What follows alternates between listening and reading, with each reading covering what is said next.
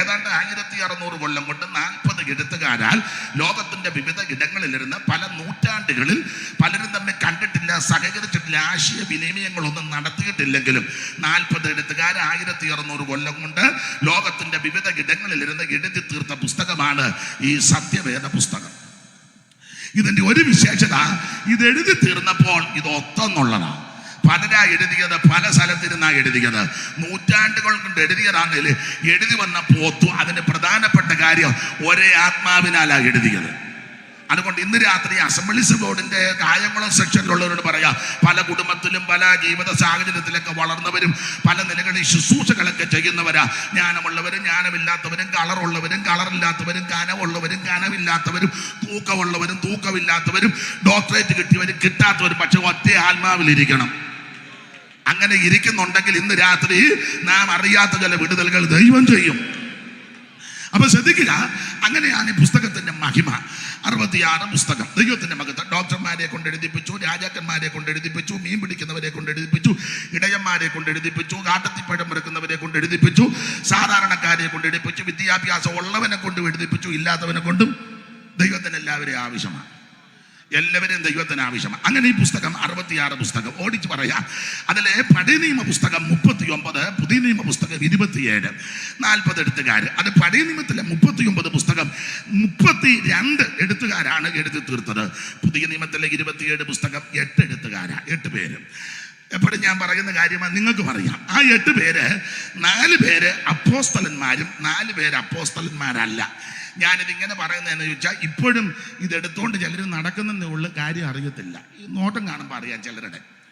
ഇതെടുത്തോണ്ട് ഇങ്ങനെ ഞായറാഴ്ച അങ്ങോട്ടും ഇങ്ങോട്ടും ഓടുക, തുറക്കുന്നുണ്ട് എടുക്കുന്നുണ്ടെങ്കിലും ചിലർക്ക് ഇത് വലിയ തിട്ടമില്ല. അതുകൊണ്ട് നമ്മുടെ ഈ സെക്ഷൻ്റെ കൺവെൻഷനിൽ മറ്റ് വിടുതൽ നടന്നില്ലെങ്കിലും ഏകദേശം ഒരു ധാരണയോടെ തിരിച്ചു പോകാം. ഈ കയ്യിലിരിക്കുന്ന പുസ്തകം എന്നതാണ്. അപ്പോൾ അങ്ങനെയുള്ള 27 പുസ്തകം 8 എഴുത്തുകാരെഴുതി. ആ 8 പേര് ഓർപ്പിച്ചാൽ 4 പേര് അപ്പോസ്തലന്മാർ, 4 പേര് അപ്പോസ്തലന്മാരല്ല. അപ്പോസ്തലന്മാർ 4 പേര്, മത്തായി, പത്രോസ്, യോഹന്നാൻ, പൗലോസ്. 4 പേര് അപ്പോസ്തലന്മാരല്ല. അത് യാക്കോബ്, യൂദ, മർക്കോസ്, ലൂക്കോസ്. 4 പേര്. അങ്ങനെ 4, 4, 8. അതിൽ 2 പേര് 2 അപ്പോസ്തലന്മാരുടെ കൂടെ സഞ്ചരിച്ചവരാ. ഒന്ന് മർക്കോസും 2 ലൂക്കോസും. മർക്കോസ് പത്രോസിന്റെ കൂടെയും ലൂക്കോസ് പൗലോസിന്റെ കൂടെയും സന്തത സഹചാരികളായി ശുശ്രൂഷ ചെയ്തവരാ. അങ്ങനെ തന്നെ പഠിക്കുമ്പോൾ ഈ പുതിയ നിയമത്തിലെ 27 പുസ്തകത്തിൽ കൂടുതൽ പുസ്തകം എഴുതിയത് പൗലോസ അല്ല. പുതിയ നിയമത്തിലെ അല്ലല്ലോ, വേദപുസ്തകത്തിലെ തന്നെ കൂടുതൽ പുസ്തകം എഴുതിയത് പൗലോസ. ദൈവത്തിന്റെ മഹത്വം. എന്നാൽ ഒന്നുകൂടെ തെളിച്ച് പറഞ്ഞാൽ, ഏറ്റവും കൂടുതൽ പുസ്തകമായിട്ടൊന്ന് പഠിച്ചാൽ ഏറ്റവും കൂടുതൽ പുസ്തകം എഴുതിയത് ദാവീദാ. 180 സങ്കീർത്തനത്തിൽ ഏതാണ്ട് 50 സങ്കീർത്തനവും ദാവീദ് എഴുതിയതെന്ന തെളിവുകളും ചരിത്രവും. അപ്പോൾ അതവിടെ നിൽക്കട്ടെ. പുതിയ നിയമത്തിലെ പുസ്തകങ്ങളിൽ 2ാം സ്ഥാനത്ത് എഴുതി തീർത്തയാളാണ് യോഹന്നാൻ അപ്പോസ്തലൻ. ദൈവത്തിന്റെ മഹത്വം. 5 പുസ്തകം യോഹന്നാൻ എഴുതി. 1 ഒരു സുവിശേഷ പുസ്തകം, 2 3 ലേഖനങ്ങൾ നമുക്ക് തന്നു, 1 വെളിപ്പാട് പുസ്തകം. അങ്ങനെ 3ഉം 2ഉം 5 പുസ്തകം യോഹന്നാൻ എഴുതി. അത് പഴയ നിയമത്തിലെ 5 പുസ്തകം എഴുതിയ മോശയോട് കിടപിടിക്കുന്ന ഭാഗങ്ങളാണ്. മോശ പഞ്ചഗ്രന്ഥം എഴുതി, ഇദ്ദേഹം പുതിയ നിയമത്തിൽ 5 പുസ്തകം എഴുതിയെന്ന. അതവിടെ നിൽക്കട്ടെ. അപ്പോൾ തന്നെ ഈ എഴുത്തിനൊക്കെ വിശേഷതകളുണ്ട്, എല്ലാ ഭാഗവും എടുക്കുന്നില്ല. പുതിയ നിയമത്തിലെ 27 പുസ്തകത്തിൽ ആദ്യത്തെ 5 പുസ്തകം, ഞാൻ എങ്ങനെ പറയുന്നത്, 5 പുസ്തകം ചരിത്ര പുസ്തകങ്ങളാണ്. 5 പുസ്തകം ചരിത്ര പുസ്തകമാണ്. പിന്നീട് ലേഖന പുസ്തകങ്ങളാണ്. റോമാലേഖനം മുതൽ യൂദയുടെ ലേഖനം വരെ 21 ലേഖനങ്ങൾ. അത് മുഴുവൻ ഉപദേശമാണ്.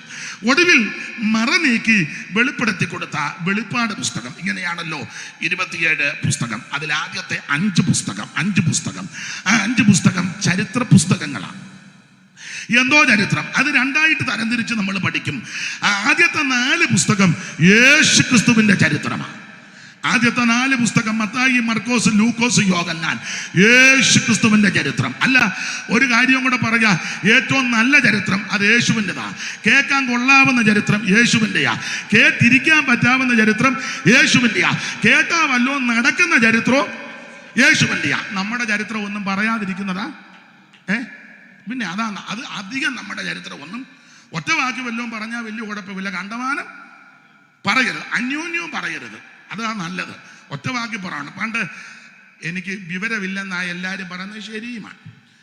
അപ്പം അത് സത്യമായ കാര്യമാണ്. വിവരദോഷിയാകുന്നതിനെയും ദൈവം ഇങ്ങനെ നടത്തുന്നു. അപ്പോൾ ചിലർ പറയുന്നത് അങ്ങനെ, അതുകൊണ്ട് വിവരമില്ലല്ലോ. അതുകൊണ്ടൊരു കാര്യം പറയാം. പണ്ട് ഒരു യോഗത്തിന് എന്ന് ഇരിക്കുക, ഞാൻ സദസ്സിലായിരിക്കുന്നത്. അപ്പോൾ പ്രസംഗിച്ച ആൾ പറഞ്ഞു, ഞങ്ങളുടെ കുടുംബം ഏതാണെന്ന് അറിയാമോ? എൻ്റെ ഫാമിലി, ഞങ്ങളെ അരിസ്റ്റോക്രാറ്റ് ഫാമിലി അങ്ങനെയൊക്കെ പുള്ളി പറഞ്ഞപ്പോൾ എൻ്റെ അടുത്തിരുന്ന പുള്ളി പറഞ്ഞു, അവൻ്റെ കുടുംബചരിത്രം ഒന്നും എന്നെ കൊണ്ട് പറയിപ്പിക്കണ്ട, അവൻ്റെ അമ്മയുടെ അനിയത്തി 3 പേരുടെ കൂടെ ഓടിയതാണ്. അടുത്തിരുന്ന് പറയാം, ഞാൻ കേൾക്കാത്ത ഭാവത്തിയിരുന്നു. മനസ്സിലായി കാണും. അല്ല, ഉദാഹരണമാണ്. നമ്മുടെ ചരിത്രങ്ങളൊന്നും അധികം പറയണ്ട.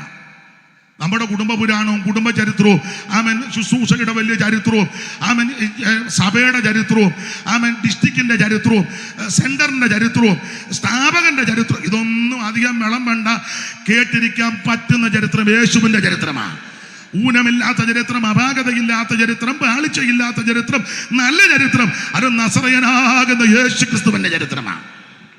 ഞങ്ങളുടെ ഒരു അച്ചായൻ്റെ പിതാവ് മരിച്ചു.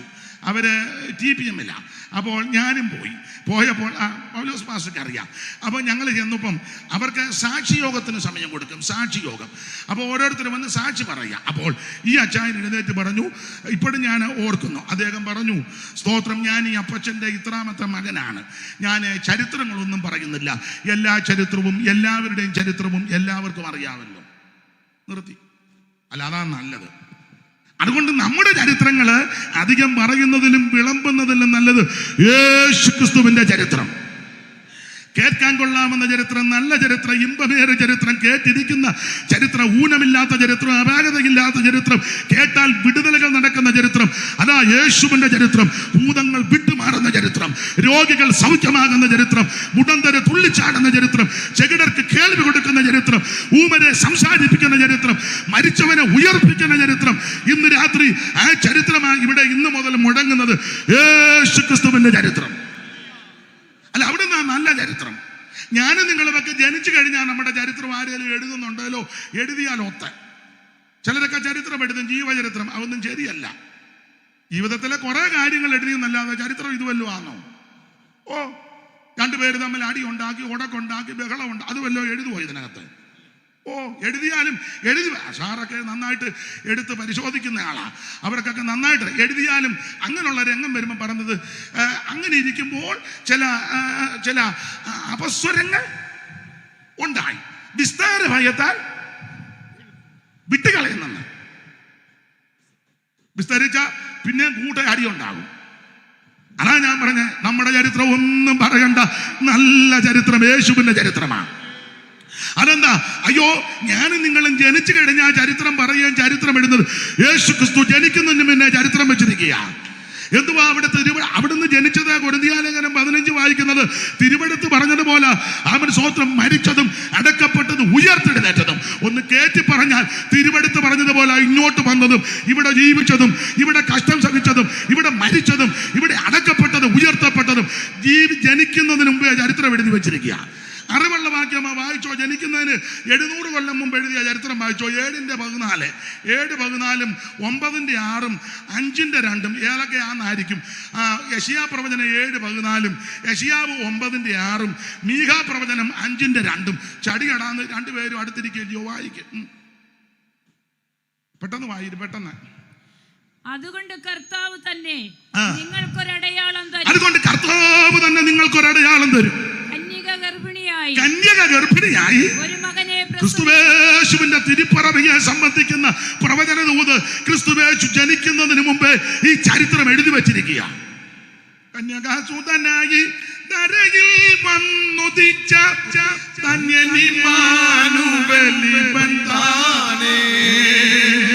കന്യകാസുതനായി ധരയിൽ വന്നുദിച്ച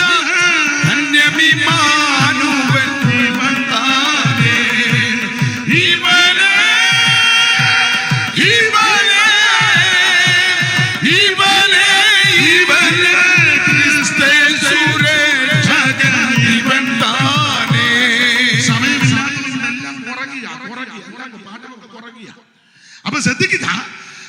അപ്പോൾ ജനിക്കുന്നതിന് എത്രയോ കൊല്ലം മുമ്പ് എഴുതി വെച്ച ചരിത്രമാ. കന്യക ഗർഭിണിയായി ഒരു മകനെ പ്രസവിക്കും. ഇനി അമ്മേ ആ സഹോദരി 9:6 വായിച്ചോ. 9:6. നമുക്കൊരു ശിശു ജനിച്ചിരിക്കുന്നു, നമുക്കൊരു ശിശു ജനിച്ചിരിക്കുന്നു, നമുക്കൊരു മകൻ ഒരു മകൻ നൽകപ്പെട്ടിരിക്കുന്നു. പിന്നെ ആധിപത്യം അവന്റെ തോളിലിരിക്കും. അവൻ അത്ഭുതമന്ത്രി, വീരനാം ദൈവം, നിത്യപിതാവ്. അല്ലല്ല, യേശു ദൈവമല്ലെന്ന് പറയുന്ന ഊളന്മാരുണ്ട്. അവർക്ക് ഈ വാക്യം നല്ലതാ. യേശു ദൈവമല്ലെന്ന് പറയുന്ന വിഡ്ഢികൾ ഉണ്ട്. എന്തിനാ ഒത്തിരി പറയുന്നത്? ഒന്ന് മതിയല്ലോ. സ്തോത്രം. അവിടുന്ന് നിത്യപിതാവാ, സത്യ ദൈവമാ. ഒന്നുകൂടെ വാക്യം വായിച്ചേ സഹോദരി. നമുക്കൊരു മകൻ ജനിച്ചിരിക്കുന്നു, നമുക്കൊരു മകൻ ജനിച്ചിരിക്കുന്നു, ആധിപത്യം അവന്റെ തോളിലിരിക്കും, ആധിപത്യം അവിടുത്തെ തോളിലിരിക്കും, അവൻ അത്ഭുതമന്ത്രി, അവിടുന്ന് അത്ഭുതമന്ത്രി, വീരനാം ദൈവം. ഇന്ന് രാത്രി എന്നെ കേൾക്കുന്ന പ്രിയരെ, ഞാൻ നിങ്ങൾ സേവിക്കുന്ന യേശു ക്രിസ്തു ദൈവമാ. പൗലോസിന്റെ ഭാഷയിൽ പറഞ്ഞാൽ മഹാദൈവവും നമ്മുടെ രക്ഷിതാവുമായ യേശു ക്രിസ്തു. തോമാസ് പറയുക, എന്റെ കർത്താവും എന്റെ ദൈവമായുള്ളവേ. യേശു ക്രിസ്തു ഏകദൈവം, നിത്യദൈവം, സത്യദൈവം, സാക്ഷാൽ ദൈവം, ജീവിക്കുന്ന ദൈവം. യേശു ക്രിസ്തു മാത്രം ദൈവം. ജനിക്കുന്നതിന് എത്രയോ കൊല്ലം മുമ്പ് എഴുതി വെച്ചത്. തീർന്നില്ല. ഒത്തിരി ഉണ്ട്. എല്ലാം അധികം പറയാൻ നേരമില്ല. എവിടെ ജനിക്കുമെന്ന് എഴുതിയല്ലോ. 5:2 വായിച്ചോ. മീക. ഇതെല്ലാം അറിവുള്ള വാക്യമാ.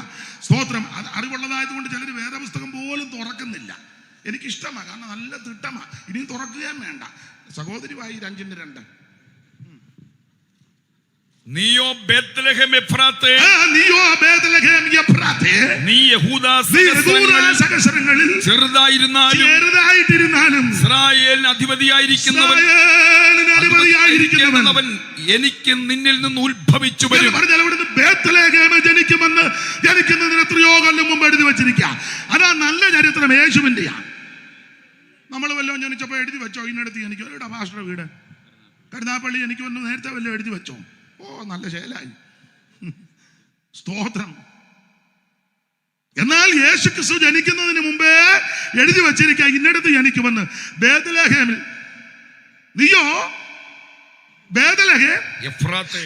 എനിക്കതൊക്കെ നന്നായിട്ട് പ്രസംഗിച്ചാൽ കൊള്ളാന്നുണ്ട്. ബേത്ലഹേം എഫ്രാത്തിൽ യേശു ജനിക്കുമെന്ന്. അതന്നെ, അതിനും കാര്യമുണ്ട്. 35:18 മുതൽ വായിച്ച ഉൽപ്പത്തി അറിയാമല്ലോ. 16 മുതൽ വായിച്ചു.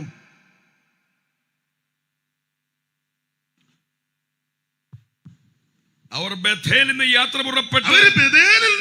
പുറപ്പെട്ടു എഫ്രാത്തിലെത്തുവാൻ അല്പദൂരം മാത്രമുള്ളപ്പോൾ റാഹേൽ പ്രസവിച്ചു.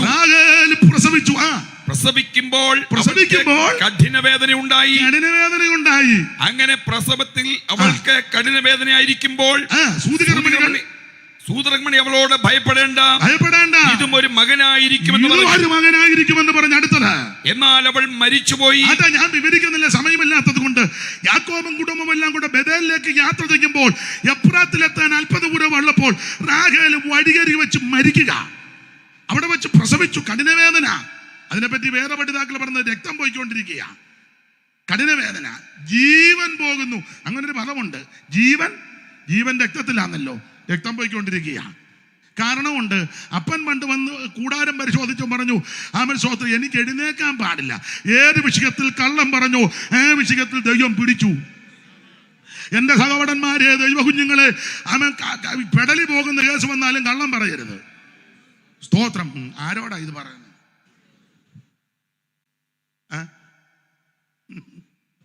അല്ല, ഇത് പറയാതിരിക്കാനും ഒക്കത്തില്ലല്ലോ. സത്യം വിൽക്കുകയല്ല, സത്യം വാങ്ങണമെന്നാ പുസ്തകം പഠിപ്പിക്കുന്നത്. ദൈവത്തിന് മഹത്വം. ഇവൾ അപ്പനോട് കള്ളം പറഞ്ഞു.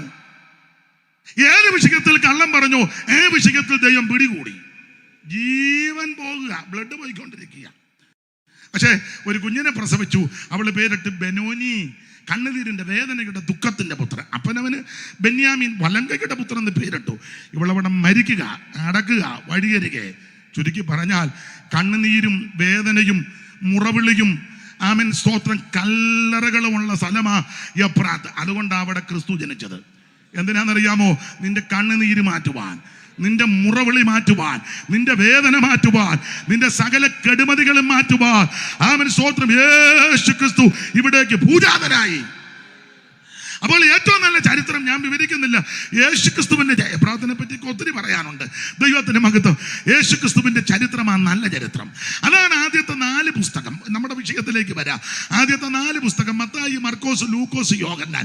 യേശുക്രിസ്തുവിന്റെ ചരിത്രം. പിന്നെ 5-ാമത്തെ ചരിത്ര പുസ്തകം അപ്പോസ്തല പ്രവൃത്തിയാണ്. അതെന്താന്ന് ചോദിച്ചാൽ ആദിമ സഭയുടെ ചരിത്രമാണ്. ആദിമ സഭയുടെ ചരിത്രം. ഈ സഭ ഏതാന്നൊക്കെ തർക്കമാണ്. കത്തോലിക്കർ പറയുന്ന ആദ്യത്തെ സഭ ഞങ്ങളുടേതാണ്. അപ്പോൾ യാക്കോബ ഓർത്തഡോക്സുകാർ പറഞ്ഞ അവരുടെ ഒന്നുമല്ല, പാരമ്പര്യം ഞങ്ങൾക്ക് അന്ത്യോക്യയിലെ, അന്ത്യോക്യയുടെ സിംഹാസനം അവിടെ വെച്ചാണല്ലോ ക്രിസ്ത്യാനി എന്ന് പേരുണ്ടായത്. അവിടെ വെച്ചായിരുന്നു സിംഹാസനം. പുസ്തകം പഠിച്ചാൽ ഇതുങ്ങൾക്ക് കൊരണ്ടി പോലും ഇല്ലായിരുന്നു. എന്നാലാ സിംഹാസനം ഒരു വാക്യം വായിച്ചോ, 4:10 മുതൽ കൊരിന്ത്യർക്ക് എഴുതിയ 1-ാം ലേഖനം 4:10. അന്നേരം യവന്മാര് പറയാ അവിടെ കസാര ഉണ്ടായിരുന്നു, ഒരു സ്റ്റൂള് പോലും ഇല്ലായിരുന്നു. വായിച്ചേ 4:10.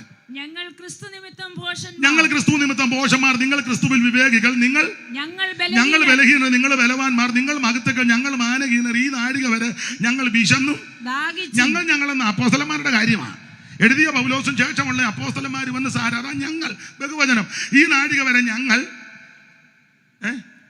ഞങ്ങൾ വിശന്ന് ദാഹിച്ചും ഉടുപ്പാനില്ലാതെയും കുത്തുകൊണ്ടും സ്ഥിരവാസം കൂടാ. അപ്പൊ പിന്നെ എങ്ങനെ അന്ത്യോക്യ സിംഹാസനം വരുന്നേ? ഈ ബെടലത്തരം പറയുന്നതിന് അതിര് വേണ്ടേ? അല്ലെ, ഇതിപ്പോ ഞാൻ പറഞ്ഞാലും ഒക്കുള്ളൂ, എനിക്ക് വിവരമില്ലാത്തതുകൊണ്ട് എനിക്ക് ഇത് പറയാൻ പാസക്ക് അങ്ങനെ പറയാൻ പറ്റുമോ? ഒന്നും നോക്കത്തില്ല. ദൈവത്തിന്റെ മകൻ പറഞ്ഞ ഈ സെക്ഷനിൽ നിന്ന് ആദ്യം എതിർക്കും, പിന്നല്ലേ വേറെ സ്ഥലത്തോട്ട് പോകുന്നേ. ഈ നാഴിക വരെ ഞങ്ങൾ വിശന്നും ദാഹിച്ചും ഉടുപ്പാനില്ലാതെയും കുത്തുകൊണ്ടും, അടുത്ത പദമാ സ്ഥിരവാസം കൂടാതെ. അപ്പൊ ചിലര് പറയുന്നത് ശരിയായ സഭ കത്തോലിക്ക സഭ, തിരുസഭ. അപ്പൊ മറ്റൊരു അതൊന്നും അല്ലത് പിന്നെ ഉണ്ടായത് ഓർത്തഡോക്സ് ഞങ്ങളാണ്. യാക്കോബ 2 പക്ഷം ഒന്നും വിവരിക്കുന്നില്ല. അപ്പൊ കേരളത്തിലുമുണ്ട് ഞങ്ങൾ മാർത്തോമക്കാരാ ഒറിജിനൽ നിന്ന്. AD 52 തോമാച്ചൻ വന്ന് 4 ബ്രാഹ്മണ കുടുംബത്തെ മുക്കിയെന്ന് പറയുന്ന കള്ളി, കാളികാവ്, ശങ്കരപുരി, പകലോമറ്റ്. ഇതൊന്നും നിങ്ങൾ കേട്ടിട്ടില്ലേ? ഞാൻ പറയുന്നത് ഒക്കുന്നുണ്ടോ എന്ന് നോക്കിയിരിക്കുക. ദൈവത്തിന്റെ മഹത്വം. ഒക്കുന്നുണ്ടോ? അത്ര പറഞ്ഞു. അപ്പൊ ചുരുക്കി പറഞ്ഞാൽ അവര് പറയുന്നത് 4 ബ്രാഹ്മണ കുടുംബത്തെ മുക്കി അതിന്റെ പിന്തുടർച്ചക്കാരാ ഞങ്ങളെന്ന് മാർത്തോമ. അപ്പൊ ഇവരെ കടത്തി വെട്ടിക്കൊണ്ട് വേറൊരു വകുപ്പുകാരുണ്ട്. അത് ഇവിടെ അധികമില്ല, കറ്റാനം കായംകുളത്തൊന്നുമില്ല. അങ്ങോട്ടുണ്ട് തിരുവല്ല, റാന്നി, ചിങ്ങവനം, കോട്ടയം സൈഡ്, ഉഴവൂരൊക്കെ ധാരാളം. പിന്നെ കല്ലിശ്ശേരി അറിയാമല്ലോ, ജ്ഞാനായക്കാര്. അവര് പറയുന്നത് 345 വന്നെന്ന. ജ്ഞായിത്തൊമ്മൻ നമ്മളതായിരുന്നു നേരത്തെ അല്ല, എന്നാലും തിട്ടമുണ്ടല്ലോ. അപ്പം അവര് പറയുന്നത് ഞങ്ങള് സിറിയയിലെ ഉറഹായിൽ നിന്ന് എഡേസ തുറമുഖത്ത് നിന്ന് 72 കുടുംബം കപ്പല് വന്നെന്ന. കല്യാണത്തിനൊക്കെ ഒരു പാട്ട് പാടും. ഒത്തുതീരിച്ചവർ കപ്പൽ കയറി മലനാടു നോക്കി പുറപ്പെട്ടാറ്, കൊടുങ്ങല്ലൂരങ്ങീടെ വന്നിറങ്ങി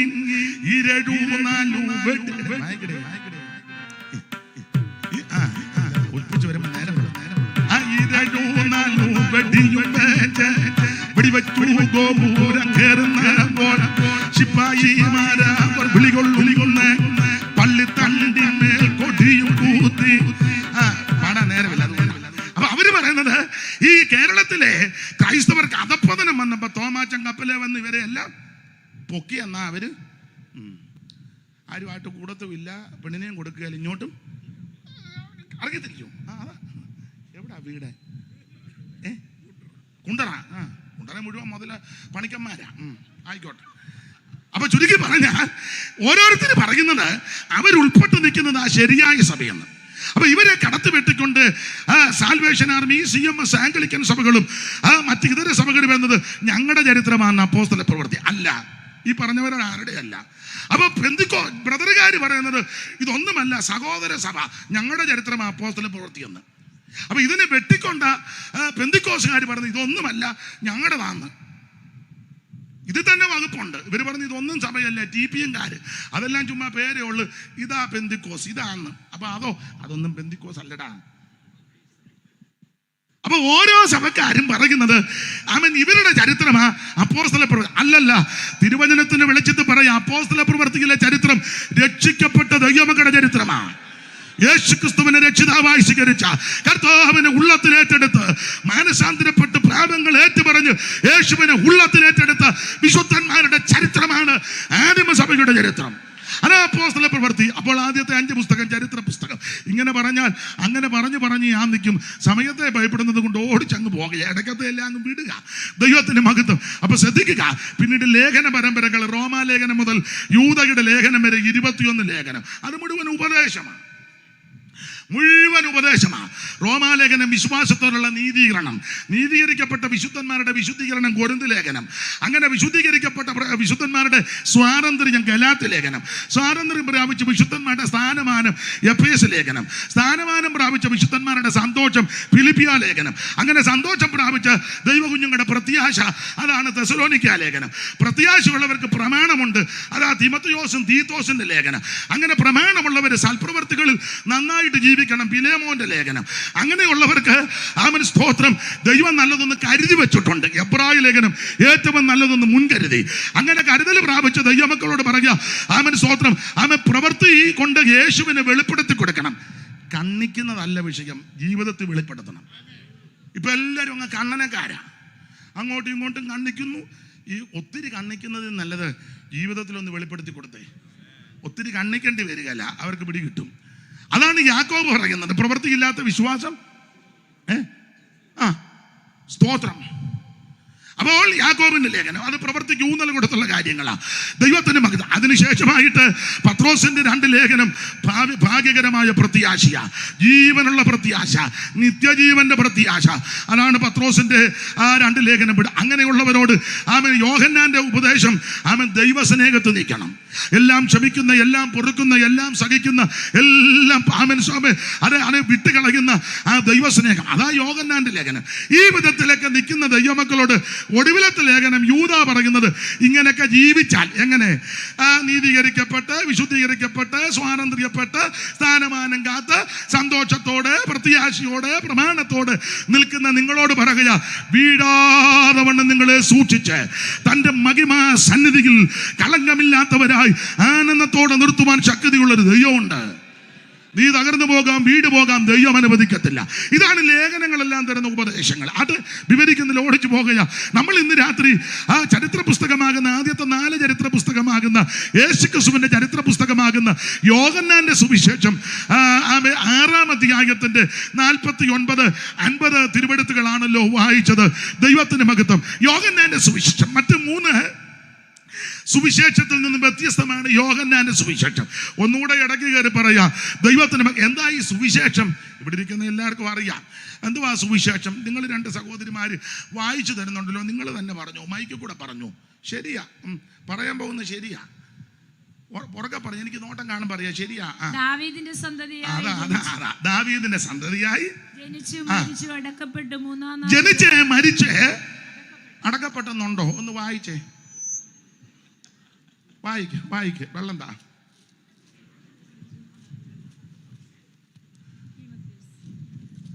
പെട്ടെന്ന് വായിര്.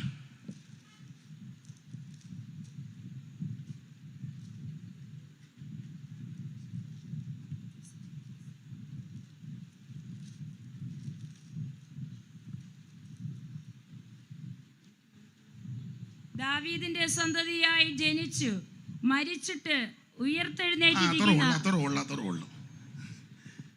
ദാവീദിന്റെ സന്തതിയായി ജനിച്ച് മരിച്ചിട്ട് ഉയർത്തെഴുന്നേറ്റിരിക്കുന്നു. മരിച്ചിട്ട് അടക്കപ്പെട്ടില്ല.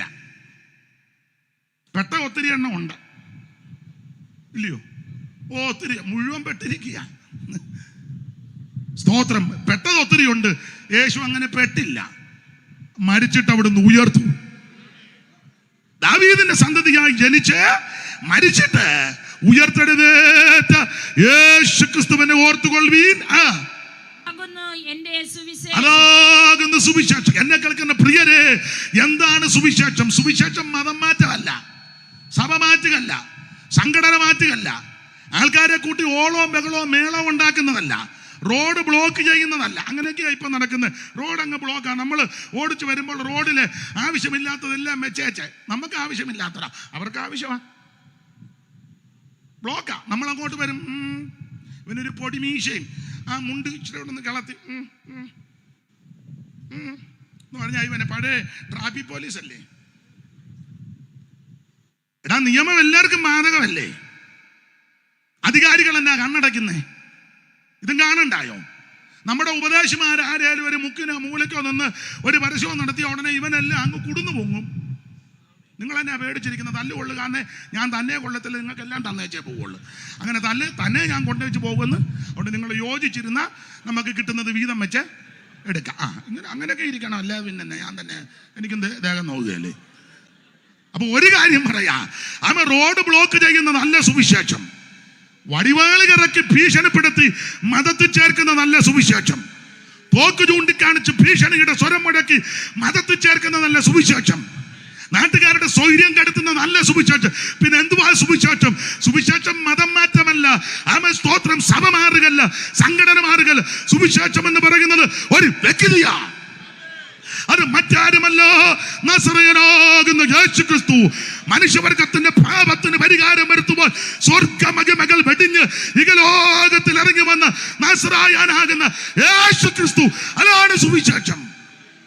എങ്ങും പുകഴ്ത്തുവിൻ സുവിശേഷം, മംഗള ജയ ജയ സന്ദേശം. എങ്ങും പുകഴ്ത്തുവിൻ സുവിശേഷം, മംഗള ജയ ജയ സന്ദേശം. അജ്ഞാനന്ദത ആകയകറ്റും വിജ്ഞാന കതിർ വീശും.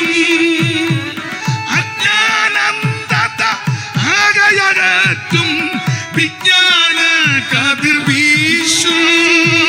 വേദാന്ത പൊരുൾ സുവിശേഷം, മംഗള ജയ ജയ സന്ദേശം. വേദാന്ത പൊരുൾ സുവിശേഷം, മംഗള ജയ ജയ സന്ദേശം. എങ്ങും പുകഴ്ത്തുവിൻ സുവിശേഷം, മംഗള ജയ ജയ സന്ദേശം. എങ്ങും പുകഴ്ത്തുവിൻ സുവിശേഷം, മംഗള ജയ ജയ സന്ദേശം. കരമുയർത്തി ദൈവത്തെ മഹത്വപ്പെടുത്ത്. അപ്പൊ ഓടിച്ചു പറയാ, എന്താണ് സുവിശേഷം? അത് യേശുക്രിസ്തു. എന്തിനാ സുവിശേഷം? എന്തിനാ? ചില ആൾക്കാർ പറഞ്ഞ കുറെ അവന്മാരുടെ വയറ്റിപ്പഴപ്പാന്ന്. ഇന്നാള് ഞങ്ങൾ പോയപ്പോ ഒരു തള്ള മതിലിനകത്ത് നിന്ന് പറയാം, ആണ്ടെ പണിയില്ലാത്ത കുറെ അവന്മാര്. ഈ ബോധക്കേടുകാരി തള്ളയോട് എന്നാ പറയാനാ? ഇവിടെ ഇരിക്കുന്ന ഇങ്ങോട്ട് നോക്കിയാൽ സ്റ്റേജിൽ ഇരിപ്പ് കണ്ടില്ലേ? എല്ലാം വിദ്യാഭ്യാസവും വിവരമുള്ളതാ, ഇല്ലാത്തത് എനിക്കേ ഉള്ളൂ. നിങ്ങൾ നോക്ക്. അതുകൊണ്ടൊരു സ്തോത്രം പോലും ചിലർ പറയുന്നില്ല. കാരണം ഭയങ്കര ജ്ഞാനവും അറിവും കൃപയുള്ളത് കൊണ്ടല്ല ഇരിക്കുന്ന. നിങ്ങൾ ഇങ്ങോട്ട് നോക്ക്. ഇവരെല്ലാം നല്ല ജ്ഞാനമുള്ളവരും ഡോക്ടർമാരും റവറന്റുമാരും ഒക്കെയാ. അവൻ വെറും പീത്ത ജ്ഞാനേ ഉള്ളൂ. എനിക്ക് ആ വിവരമില്ലാത്തത്. അതെ, ഇന്നാളൊരാൾ പറഞ്ഞ അയാൾക്ക് വിവരമൊന്നും ഇല്ലെന്ന് സത്യമാണ്.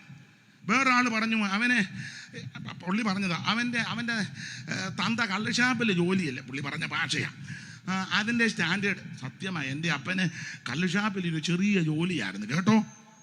അതെ, എൻ്റെ അപ്പൻ വളരെ കഷ്ടപ്പെടുത്തി ഞങ്ങളെ 4 മക്കളെ വളർത്തി. ഒരു കാര്യം അഭിമാനത്തോടെ പറയാം, കള്ളുഷാപ്പിൽ ജോലിയാണെങ്കിലും കുടിക്കത്തില്ലായിരുന്നു. 50 വർഷം ജോലി ചെയ്ത് കുടിക്കുകയല്ല, വലിക്കത്തില്ല. ഈ പറഞ്ഞ പുള്ളിയുടെ തന്ത കള്ളുഷാപ്പിൽ നിന്ന് ഇറങ്ങുന്നില്ല കുടിക്കാൻ. അത് വേറെ വിഷയം, പോട്ടെ. എന്നാലും എൻ്റെ അപ്പനെ പറ്റി പറയുമ്പോൾ എനിക്ക് അഭിമാനമാണ്. ഈ അദ്ദേഹം ഞങ്ങളെ ദൈവകൃപയാകട്ടോ, ഞങ്ങളെ 7 മക്കളാ, 3 എണ്ണം മരിച്ചു. ഞങ്ങൾ 4 പേര് നിലവിലുണ്ട്. ഞങ്ങളെ 4 പേരെയും അത് അഹങ്കരിച്ച് പറയല്ല, ഒരാടെ മുന്നിൽ കൈ നീട്ടാൻ വിട്ടില്ല. പള്ളിക്കൂടം തുറക്കുമ്പോഴാണെങ്കിലും പേനാതാ, പേപ്പർതാ, ബുക്ക് കൊടുക്കുന്നുണ്ടോ, ബാഗ് കൊടുക്കുന്നുണ്ടോ, പെൻസിലുണ്ടോ, തൂക്കുറബർ വിട്ടിട്ടില്ല. ആ ഉള്ള സാഹചര്യത്തിൽ ഉള്ളതുപോലെ ഞങ്ങളെ കഷ്ടപ്പെട്ട എൻ്റെ അപ്പനും അമ്മയും എന്നെ വളർത്തി. അത് അഭിമാനമല്ലേ? ഞാൻ അമേരിക്ക ചെന്നപ്പോൾ ഇത് പറഞ്ഞപ്പോൾ കള്ളുഷാപ്പിലെ ജോലി അപ്പൻ്റെ ഒരുത്തൻ പറഞ്ഞു, അതൊന്നും പറയരുത്. ഞാൻ പറഞ്ഞു, ഓടാ, എൻ്റെ തന്തയുടെ കാര്യം ഞാൻ പറയാതെ നീ പറയൂടാന്ന് ചോദിച്ചു. എൻ്റെ തന്തയുടെ കാര്യം ഞാനല്ലേ പറയണ്ടേ? യവൻ പറയുവോ? ഇവൻ പറഞ്ഞാൽ ഒക്കുവോ? ദൈവത്തിൻ്റെ മഹത്വം. ആട്ടെ, നമുക്ക് ആ വിഷയമൊക്കെ അങ്ങ് വിട്ടേക്കാം. എന്തിനാ വെറുതെ അലോഗ്യം ഉണ്ടാക്കുന്നത്? ഒരു കാര്യം പറഞ്ഞത്, ഇവരെല്ലാം വിദ്യാഭ്യാസവും വിവരവും കുടുംബശ്രേഷ്ഠതയൊക്കെ ഉള്ളവരാ. വല്ലോ ഇല്ലാത്തത് ഞാനാ. അപ്പൊ ഒരു ജോലിയും കൂലിയും മേലെ ഇല്ലാത്തവരല്ല ഇവര്. പിന്നെന്താ? സ്തോത്രം. യേശുവിന്റെ സ്നേഹം, രക്ഷയുടെ സന്തോഷം, ഇത് ഞങ്ങൾ അനുഭവിച്ചു കഴിഞ്ഞപ്പോൾ ഇത് മറ്റുള്ളവരും കൂടെ അനുഭവിക്കണം. അതിനായി യോഗം ക്രമീകരിക്കുന്നതും ഈ ലഘുലേഖ തരുന്നതും ഈ മുക്കിന് മൂലയ്ക്ക് നിന്ന് കർത്താവിനെ വിളിച്ചു പറയുന്നത്, വല്ല ഒരുത്തനെങ്കിലും രക്ഷപ്പെട്ടാൽ നിനക്കും നിന്റെ കുടുംബത്തിനും രക്ഷയാ, മറ്റൊരുത്തനും രക്ഷയില്ല. നാം രക്ഷിക്കപ്പെടുവാൻ ആകാശത്തിന് കീഴിൽ മനുഷ്യരുടെ ഇടയിൽ നൽകപ്പെട്ട ഒരേ ഒരു നാമം നസറയനാകുന്ന യേശുക്രിസ്തുവിന്റെ പരിശുദ്ധ നാമം. ഓടിച്ചു പോകുക. എന്താ സുവിശേഷം? യേശു ക്രിസ്തു. എന്തിനാ സുവിശേഷം? സകല മനുഷ്യരും രക്ഷപ്പെടാൻ. അതാ തീത്തോസ് 2:11 വായിച്ച്, സകല മനുഷ്യരും രക്ഷപ്പെടാൻ. മുമ്പേ പറഞ്ഞതാ, എങ്കിലും വായിച്ചോ 2:11 പെട്ടെന്ന് വായിര്. തീത്തോസ് 2:11. സകല മനുഷ്യർക്കും രക്ഷാകരമായ ദൈവകൃപ ഉദിച്ചുവല്ലോ. സകല മനുഷ്യർക്കും രക്ഷാകരമായ ദൈവകൃപ ഉദിച്ചുവല്ലോ. മതി തെളിഞ്ഞല്ലോ. സകല മനുഷ്യർക്കും രക്ഷാകരം. എല്ലാവരും രക്ഷിക്കപ്പെടണം. എല്ലാവരും യേശുവിനെ അറിയണം. ഇനി അപ്പൊ എന്താണ് സുവിശേഷം? യേശു ക്രിസ്തു. എന്തിനാ സുവിശേഷം? സകല മനുഷ്യരും രക്ഷപ്പെടാൻ. ഇനി ആരാ ഇത് കേൾക്കേണ്ടത്? കേൾക്കേണ്ടത് ആരാ? ഇപ്പൊ നിങ്ങൾ പറയാ, ഞങ്ങളെല്ലാം കേട്ടേച്ചിരിക്കുക. അവരോട് പറ. നമ്മൾ ലഘുലേഖയായിട്ട് പോകുമ്പോൾ നമ്മുടെ കയ്യിൽ ലഘുലേഖയുണ്ട്. തമ്പിയുടെ ഹൃദയം തകരുന്ന കപ്പൽ. ഈയുടെ ഒരു ലഘുലേഖയുണ്ട്, സണ്ണിയുടെ ഹൃദയം. നിങ്ങൾ കണ്ടോന്നറിയാൻ മേല. കണ്ടോ? സണ്ണി ആയിക്കോട്ടെ. അപ്പൊ ഇതെല്ലാം ആയിട്ട് നമ്മൾ ഈ പോകുക. അപ്പൊ ചില ഇടങ്ങളിൽ ചെല്ലുമ്പോൾ ചോദിക്കാം, നമ്മൾ സുവിശേഷം വേണ്ട, നിങ്ങളുടെ ആൾക്കാരാണ്ട് അവിടെ ഉണ്ട്, അങ്ങോട്ട് ചെല്ല. അങ്ങോട്ട് ചെറിയാച്ചനും കറിയാച്ചനും ചിന്നമ്മയും റോസമ്മയും കണ്ട് അവിടെ ഉണ്ട്, അങ്ങോട്ട് പോകും. നമ്മളെ ഓടിക്കുക. നമ്മളുടനെ അങ്ങോട്ട് ചെന്നപ്പോൾ അവർ ചോദിക്കാം, സുവിശേഷം എന്തിനാ ഇങ്ങോട്ട് വരുന്നേ? ഞങ്ങൾ തോമാശ്ലീഹായുടെ കാലം മുതൽ കറ്റാന ഇടവകയുടെ പിന്നെ അങ്ങോട്ട് ചെല്ല്. ആട്ടെ, ദാമോദരനും ദാചായണിയും പരമേശ്വരനും അബ്ദുള്ള റഹീമും ഒക്കെ അങ്ങോട്ട് ചെല്ല്. ചുരുക്കി പറഞ്ഞാൽ നമ്മളെ എങ്ങും നിർത്തുകയല്ല. എടാ, ഇത് ആരാ കേൾക്കേണ്ടത്? അയ്യോ, തിരുവചനം പഠിപ്പിക്കുന്നത് എല്ലാവരും കേൾക്കണം. 49 സങ്കീർത്തനം പ്രാരംഭവാക്യമായിര്. സങ്കീർത്തനം 49 പ്രാരംഭവാക്യം ഒന്ന് വായിച്ചോ പെട്ടെന്ന്. അറിവുള്ള വാക്യം അതേലും വായിച്ചോ. സകല ജാതികളുമായുള്ളവരെ. എന്നാ തൊണ്ടയെല്ലാം അടഞ്ഞല്ലോ. ജോസെ മൈക്ക് നന്നായിട്ട് കൊടുക്കും. ജോസ് എന്തിയേ? ജോസ് അവിടെ കാനം പമ്മിയിരിക്കുകയായിരിക്കും. അവിടെ നിന്നാണോ ഇതെല്ലാം ചെയ്യുന്നത്? എന്നാ ഇത് കൊടുക്ക്, വായിച്ച സഹോദരി. സകല ജാതികളുമായുള്ളവരെ ഇത് കേൾക്കണം. എന്തുവാ? സുവിശേഷം മതി. ഇത് കേൾക്കണം. ഏത് സുവിശേഷം? ഇത് സകല ജാതികളും കേൾക്കണം. മനുഷ്യനായ ജാതിയും വർഗവും മരണവും ഒക്കെ ഒപ്പിച്ചു വെച്ചത് വേറെ പുസ്തകം പഠിപ്പിക്കുന്നതും അത് അങ്ങനെ തന്നെയാ. സകല എണ്ണം ഒറ്റ ഒരുത്തന്റെ സന്തതികളാ ഇരിക്കുന്നതെല്ലാം. ഒറ്റ ഒരുത്തന്റെ. നിങ്ങൾ വിശ്വസിക്കുകയല്ലെന്ന് എനിക്കറിയാം. ഇരിപ്പ് കാണുമ്പോൾ അറിയാം വിശ്വാസമൊന്നും. പിന്നെ നമ്മുടെ ശൈലി ഉണ്ട് ഇടയ്ക്കിടയ്ക്ക് കൈ പൊക്കുക എന്നുള്ളത്. ലേലൂയ. പണ്ട് ഉറക്കം തൂങ്ങിയപ്പോൾ ആരാണ്ട് പറഞ്ഞു 3 ജിറാഫിനെ ഇറക്കുന്നത്, ഞങ്ങൾക്ക് ഒന്ന് വേണമെന്ന്. എന്തിനാന്ന് പോലും ഞങ്ങളുടെ സമുദായത്തിന് ഉറക്കം തൂങ്ങിയിരുന്ന് കൈ പൊക്കിയതാ. ഏത് കേസ് പറഞ്ഞാലും ഞങ്ങളുടെ സമുദായത്തിന് വേണമെന്ന്. അന്നേരം ആഫ്രിക്കയിൽ നിന്ന് 3 ജിറാഫിനെ അങ്ങനെ ചുമ്മാ ഇരുന്ന് പൊക്കുന്ന ആൾക്കാരുണ്ട്. അത് വേണ്ട. ഇത് സകല ജാതികളും ഇത് കേൾക്കണം.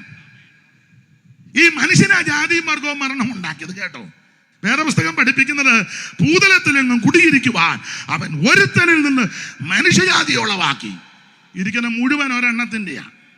പിന്നെ ഈ ഏറെ വർഷങ്ങൾ കഴിഞ്ഞപ്പോൾ ഈ പ്രകൃതിയൊക്കെ എങ്ങനെ ഭക്ഷണം, ജീവിതചര്യ, നിഷ്ഠ, ചിട്ട, ക്ലൈമറ്റ്, അതുകൊണ്ടൊക്കെയാണ് നമ്മളെല്ലാം ഇങ്ങനെ പല രീതിയിൽ അല്ലേ പറ. പിന്നെ നമ്മളെ പോലുള്ളവർ തന്നെ അമേരിക്കയിലുണ്ട്. പക്ഷേ ഈ നിറവൊക്കെയാണ്. എന്നാലും വ്യത്യാസമുണ്ട് ഇല്ലേ? ഉണ്ട്. അതിനാ ഒരു ഉദാഹരണം. അവർ ചുമ്മാതിരിക്കുമ്പോഴും കഴിക്കുന്നത് നട്ട്സും പിസ്തായും ഒക്കെയാണ്. അപ്പം അതിൻ്റെതായ തൊലിക്കൊക്കെ നമ്മൾ കഴിക്കുന്നതിന് ആഞ്ഞിലിക്കൊക്കെ കുരു വറുത്തത്. ആഞ്ഞിലിക്കാ കുരു വറുത്താവല്ലോ. അങ്ങനെ ആകുമോ? ഞാൻ തമാശ പറഞ്ഞതല്ല. ഇപ്പോഴല്ലേ പിന്നെ ഇച്ചിരി മെച്ചമായത്. ആഞ്ഞിലിയുടെ ചോട്ടിൽ പോയി പഴുത്ത് വീടുന്നത്. അല്ലെങ്കിൽ കയറി പറിച്ച് വെച്ച് ചാരത്തിനകത്ത് കൊണ്ട് അല്ല, പഴയതൊക്കെ ഒന്ന് ഓർക്ക്. ചുമ്മാ ഇരിക്കാതെ ചാരത്തിനകത്ത് കൊണ്ട് വെച്ചേ അതെടുത്ത് വെച്ച് പിന്നെ തോട് കളഞ്ഞ് കഴിച്ചേച്ച് അത് ഓട്ടുപറ വറുത്തേച്ച് അറിയാം ആ മുറത്തിലോട്ടിട്ട് മുളനാടി കൊണ്ട് ഉരുട്ടി, അതാണ് നമ്മുടെ നട്ട്സ്. അതൊക്കെ കഴിച്ചാൽ ഇങ്ങനെ തൊലിയിരിക്കുള്ളൂ, മറ്റവരങ്ങനല്ലല്ലോ. അപ്പം വ്യത്യാസം അത് ക്ലൈമറ്റും ഒക്കെ ഉണ്ട്, ഭക്ഷണക്രമം, ക്ലൈമറ്റ്, ജീവിതചര്യ, അതുകൊണ്ടൊക്കെയാണ് വ്യത്യാസം. പക്ഷേ ഒരു കാര്യം പറയാം, സകല എണ്ണ ഒറ്റയൊരുത്തൻ്റെ സന്തതിയാണ്. ഭൂതലത്തിലെങ്ങും കുടിയിരിക്കുവാൻ അവൻ ഒരുത്തനിൽ നിന്ന് മനുഷ്യജാതി ഉളവാക്കി. എന്നാൽ കാലക്രമേണ മനുഷ്യൻ ഇതെല്ലാം തരംതിരിവ് വെച്ചിരിക്കുക. ഞങ്ങൾ ഇച്ചിരി കൂടിയതാ, അവര് കുറഞ്ഞതാ, ഞങ്ങൾ ഇച്ചിരി സ്റ്റാൻഡേർഡ് ഉണ്ട്, മറ്റവർക്ക് അതില്ല, അപ്പിടി ഇപ്പിടിയൊക്കെ പറഞ്ഞ് എടുത്തച്ഛൻ പണ്ടൊരു വരി എഴുതി, ബ്രാഹ്മണോകം നരേന്ദ്രോകം ആഡ്യോഗം എന്നിങ്ങനെ എഴുതം കലർന്നിടുന്ന ജാന്തരെ. അല്ല, ബ്രാഹ്മണ, ക്ഷത്രിയ, വൈശ്യ, ശൂദ്ര സംസ്കാരമൊന്നും ഞാൻ പറയത്തില്ല, പരുവക്കേടാ. ഇതൊക്കെ മനുഷ്യരൊപ്പിച്ചതാ. അതുകൊണ്ടൊക്കെ ചേർത്താ പറഞ്ഞത്, സകല ജാതികളുമായുള്ളവരെ ഇത് കേൾക്കണം. ഏത് കേൾക്കണം? സുവിശേഷം കേൾക്കണം. അതിന് എല്ലാവരും കേൾക്കേണ്ട വാർത്തയാ സുവിശേഷം, എല്ലാവരെയും കേൾപ്പിക്കേണ്ട വാർത്തയാ സുവിശേഷം, ആർക്കും കേൾക്കാൻ പറ്റാവുന്ന വാർത്തയാ സുവിശേഷം, ആരും ഇരുന്നാലും പറയാൻ കൊള്ളാവുന്ന വാർത്ത സുവിശേഷമുള്ളൂ. മറ്റ് വാർത്തകളൊന്നും എല്ലാവരും ഇരിക്കുമ്പോഴൊന്നും പറയാനൊക്കത്തില്ല. കേട്ടിട്ടില്ലേ, പ്രായമുള്ള ഒരു വർത്താനം പറയുമ്പോൾ ചെല്ലു പറഞ്ഞ്, എന്തുവാടാ പ്രായമുള്ള ഒരു വർത്താനം പറയുന്നതിൻ്റെ കീഴേ കയറി. അപ്പം പ്രായമുള്ളവർ അത്രയൊക്കെയാ പറയുന്നത്, കൊച്ചുങ്ങൾക്ക് കേൾക്കാൻ പറ്റാത്ത. ഞങ്ങൾ കൗൺസിൽ മെമ്പേഴ്സ് വർത്താനം പറയുന്നതിനിടെ ബ്രദറിന് തന്നെ അത്രയാ പറയുന്നു. എന്നോട് നേരത്തെ പറഞ്ഞു, ഒന്നും പറയരുത്, ഒന്നും പറയുന്നില്ല, ഒന്നും പറയത്തില്ല, പേടിക്കണ്ട. ഇടയ്ക്കൊന്ന് പറഞ്ഞതേ ഉള്ളൂ, വിട്ടു. താൻ പേടിച്ചിരിക്കുക, ദൈവമേ ആക്കെ ഇളക്കം തുടങ്ങി, ഇത് നമ്മളെ എങ്ങാനും വെച്ചേക്കും. ഇല്ല, ഇളകത്തില്ല. ദൈവത്തിന് മഹത്വം. അല്ല, പിള്ളേർക്ക് കേൾക്കാൻ പറ്റാൻ പറ്റാത്ത കാര്യങ്ങളാ പലരും. പക്ഷെ ഒരു കാര്യം പറയാം, സുവിശേഷം എല്ലാവർക്കും കേൾക്കാം. പ്രായമുള്ളവർക്കും കേൾക്കാം, ചെറുപ്പക്കാർക്കും കേൾക്കാം, അപ്പനും വല്യപ്പനും കൊച്ചുമോനും കൊച്ചപ്പനും എല്ലാം ഒന്നിച്ചിരുന്ന്, എല്ലാം ഒന്നിച്ചിരിക്കുകയല്ലയോ, കൊച്ചനും വേണ്ട അപ്പച്ചനും സ്തോത്ര അച്ചായനും എല്ലാം എല്ലാവർക്കും ഒന്നിച്ചിരുന്ന് കേൾക്കാൻ പറ്റാവുന്ന ഒരേ ഒരു വാർത്ത, അത് സുവിശേഷമാ, സദ്വർത്തമാനം, ഗുഡ് ന്യൂസ്. ദൈവത്തിന്റെ മകത്ത് നല്ല വാർത്ത. അല്ല, എല്ലാവരും ഇത് കേൾക്കണം. സകല ജാതികളുമായുള്ളവരെ ഇത് കേൾക്കണം. അതാ സുവിശേഷത്തിന്റെ വിശേഷത.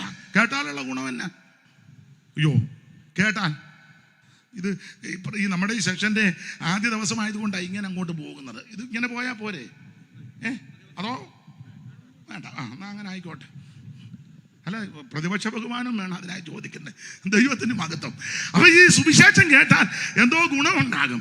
അയ്യോ, എടുത്തു വായിപ്പിക്കുന്നില്ല. മർക്കോസ് 1:14 മുതൽ താഴോട്ട് പഠിക്കുമ്പോൾ യേശു ഗലീലയിൽ ചെന്ന് ആമസോത്ര അവരോട് സുവിശേഷം അറിയിച്ചു, ദൈവരാജ്യത്തിന്റെ സുവിശേഷം. ഒന്ന് വായിച്ചോ മർക്കോസ് 1:14 മുതൽ. പെട്ടെന്ന്. എന്നാൽ യോഹന്നാൻ തടവിലായ ശേഷം യേശു ഗലീലയിൽ ചെന്ന് ദൈവരാജ്യത്തിന്റെ സുവിശേഷം പ്രസംഗിച്ചു. കാലം തികഞ്ഞു, ദൈവരാജ്യം സമീപിച്ചിരിക്കുന്നു, മാനസാന്തരപ്പെട്ട്. എല്ലാം വിവരിക്കുന്നില്ല. സുവിശേഷം കേട്ടാനുള്ള ഗുണം എന്നാണെന്നറിയാമോ? ഒന്ന്, മാനസാന്തരം ഉണ്ടാകും. മാനസാന്തരം എന്നാ? തിരിഞ്ഞു വരണം. മാനസാന്തരം എന്നാ? വഷളത്വം വിടണം. വാക്യങ്ങൾ എടുപ്പിക്കാൻ നേരമില്ല. നീ വഷളത്വം വിട്ട് മാനസാന്തരപ്പെടുക. അങ്ങനെ പുസ്തകത്തിലെ വാക്യം. വഷളത്വം വിടണം. ശരിക്കും മാനസാന്തരം വന്നാൽ നിർബന്ധിക്കേണ്ട, തന്നെ ചെയ്യും. കൂടി ഇങ്ങനെ ചെയ്താട്ടെ എന്ന് പറഞ്ഞു ഒന്നും പറയണ്ട, ചെയ്യും. തെളിവ് സക്കായിടത്. യേശു എങ്ങനെയുള്ളവനെന്ന് കാണാൻ. കാരണം കേട്ടിട്ടുണ്ട് യേശുവിനെ പറ്റി. പുള്ളി നീളക്കുറവായതുകൊണ്ട് അടുത്ത് കാണാൻ ഒക്കുന്നില്ല. എല്ലാം നല്ല നെടുപ്പമുള്ളവരാ. അപ്പൊ പുള്ളിക്ക് ഒരു ആഗ്രഹം, പുള്ളി എങ്ങനെയാണെന്നൊന്ന് നിങ്ങൾക്കറിയാമല്ലോ ഭാഗം. കേട്ടിട്ടുണ്ട് യേശുവിനെ പറ്റി. അപ്പോൾ ഒരാൾ പറഞ്ഞു, എൻ്റെ അച്ചായ സ്തോത്ര യേശു എന്ന് പറയുന്ന ഒരാളുണ്ട്, എന്തോ സുമുഖനാ. അയ്യോ, ആ മുഖത്തോട്ട് നോക്കിയാൽ നമ്മൾ കണ്ണ് പറിക്കുകയല്ല. അയ്യോ, കുഞ്ഞു കണ്ടായിരുന്നു. പിന്നെ ഞാൻ കഴിഞ്ഞ ആഴ്ച കവർണഭൂമിലെ യോഗം. അയ്യോ, അതിൻ്റെ തലയാഴ്ച പള്ളിയിൽ ചെന്നു. പള്ളിയിരുന്നവരുടെ മുഴുവൻ കണ്ണും എന്തോ ഒരെണ്ണം കണ്ണ് പറിക്കുന്നില്ല. അതിനാന്ന് ചോദിച്ചാൽ നമ്മുടെ KM മാത്യുച്ചാൻ്റെ അച്ചായനുണ്ടായിരുന്നില്ല, പേരുശ്ശേരി മത്തായിച്ചൻ, നമ്മുടെ തുവയൂര് സഭയിലെ KM മാത്യു എന്നല്ലേ അച്ചാൻ്റെ പേര്? അതെ, അച്ചായൻ്റെ പിതാവ് പേരുശ്ശേരി മത്തായിച്ചനെ ആ മുഖത്തോട്ട് നോക്കി വെച്ച് എഴുതി, കണ്ണു പറിക്കാത്തതിൻ്റെ കാര്യം ഇങ്ങനെ എഴുതിയത്. കോടി സൂര്യ പ്രഭയേറും രാജരാജ നിന്റെ കൂടെ വരും ഞങ്ങളെ കൺപാർക്കതേ വാ, നിന്റെ കൂടെ വരും ഞങ്ങളെ കൺപാർക്കതേ വാ. കോടി സൂര്യ പ്രഭയേറും രാജരാജ നിന്റെ കൂടെ വരും ഞങ്ങളെ കൺപാർക്കതേ വാ, നിന്റെ കൂടെ വരും ഞങ്ങളെ കൺപാർക്കതേ വാ. അപ്പോൾ മാന്യകർത്തദാസൻ പേരശ്ശേരി മത്തായിച്ചൻ ആ മുഖത്തോട്ട് നോക്കിവെച്ച് പറയുക, കോടി സൂര്യ പ്രഭയേറുന്നവനാ. അല്ല, നമ്മൾ ഇരിക്കും പോലൊന്നും അല്ല. ഒന്നാമത് എനിക്ക് നിങ്ങൾക്ക് ഒരു കളറും ഇല്ല, ഒരു നല്ല ഷെയ്പ്പും ഇല്ല, എന്നിട്ടും അരിശം കയറി ഇരിക്കുക. കയ്പുള്ള കഷായം കുടിച്ച പോലെ യോഗത്തിന്. എന്നാ ചെയ്യാനാ? ഇനിയൊന്നും ചെയ്യാനില്ല, സമയമായി. ഇനി എന്നാ ചെയ്യാനാ? ദൈവത്തിന്റെ മഹത്വം. അപ്പോൾ ആ മുഖത്തോട്ട് നോക്കിയപ്പോൾ കോടി സൂര്യപ്രഭ. ആറന്മുളയിലിരുന്ന സൈമൺ സാറ് നോക്കി മുഖത്തോട്ട്, KV സൈമൺ പുള്ളിയാ. മത്തായിച്ചൻ വീട്ടിൽ നോക്കിയപ്പോൾ കോടി സൂര്യപ്രഭ. ആറന്മുളയിലിരുന്ന് സൈമൺ സാർ ആ മുഖത്തോട്ട് നോക്കിയച്ച ഒരു വരി എഴുതി, നിൻമുഖത്തു നിന്നു തൂകും നന്മധൂരത്തിലമ്പൈ, നിൻമുഖത്തു നിന്നു തൂകും നന്മധൂരത്തിലമ്പൈ, മുങ്ങിലയിക്കും ദിവ്യ ജ്ഞാനികൾ നിന്റെ നന്മൊഴി കരി കണയുമതി നവ്യമയസയൻസുമില്ലതു സമ്മതിക്കും നഗ്നരല്ല പ്രാണികൾ എല്ലാം ഉണ്മയാറിയുന്നതില്ലേ മാനികൾ. അപ്പൊ ശ്രദ്ധിച്ചേ, സാറ് മുഖത്തോട്ട് നോക്കി വെച്ച് പറയാ, ആ തിരുമുഖത്ത് നിന്ന് തേൻ ഇറ്റിറ്റ് വീടുന്നു മധു നമ്മുടെ മുഖത്ത് നിന്നോ? ഒന്നും പറയുന്നില്ല ഞാൻ. പിന്നെ ചിലരെ കൺവെൻഷനും ഒക്കെ ആണ്ട് ഏതാണ്ടെല്ലാം തേച്ച് ഇച്ചിരിയൊക്കെ ഒരു പരുവത്തിനാ. ചിലരെ എന്ത് അഡ്ജസ്റ്റ് ചെയ്താ വന്നിരിക്കുന്നത് ഒരു പരുവത്തിനൊക്കെ. നാളൊരാളെ കണ്ട് മുടിയില്ല, പിന്നെ അത് ഇവിടുന്ന് എടുത്ത് ഇങ്ങോട്ട് വെച്ച് ഒരു പരുവത്തിനൊക്കെ. കുറ്റമല്ല, അതങ്ങനെ വേണം. എന്ത് അഡ്ജസ്റ്റ് ചെയ്താ വന്നിരിക്കുന്നത്. പക്ഷേ ആ മുഖത്തോട്ട് നോക്കിയപ്പോൾ തേൻ ഇറ്റിട്ട്, മുഖത്തോട്ട് നോക്കിയാ തേനെ, വായിന്ന് വരുന്നതോ ലാവണ്യവാക്ക്. അതുകൊണ്ട് എഴുന്നേറ്റ് പോകാൻ തോന്നുന്നില്ലെന്ന്. 3 ദിവസമൊക്കെ യോഗം അങ്ങോട്ട് വെച്ച ഒരെണ്ണം പോകുന്നു. ഒരു ചെറുക്കനാന്ന് 5 യവത്തപ്പവും 2 മീനുമായിട്ട് വന്നിരിക്കുക. അവന് ഇതിൻ്റെ മീനിൻ്റെ കാര്യവും മറന്നു. യവത്തപ്പം നമ്മളാന്നേ വന്നപ്പോൾ മുതലേ അപ്പത്തെ നോക്കിയിരിക്കുക. എപ്പോഴാണ് ഇത് മുറിക്കുന്നത്, എപ്പോഴാണ് ഇത് കിട്ടുന്നത്. അവന് ഇത് വിട്ടേച്ച് സ്വർഗീയപ്പം കിട്ടിക്കൊണ്ടിരിക്കുക.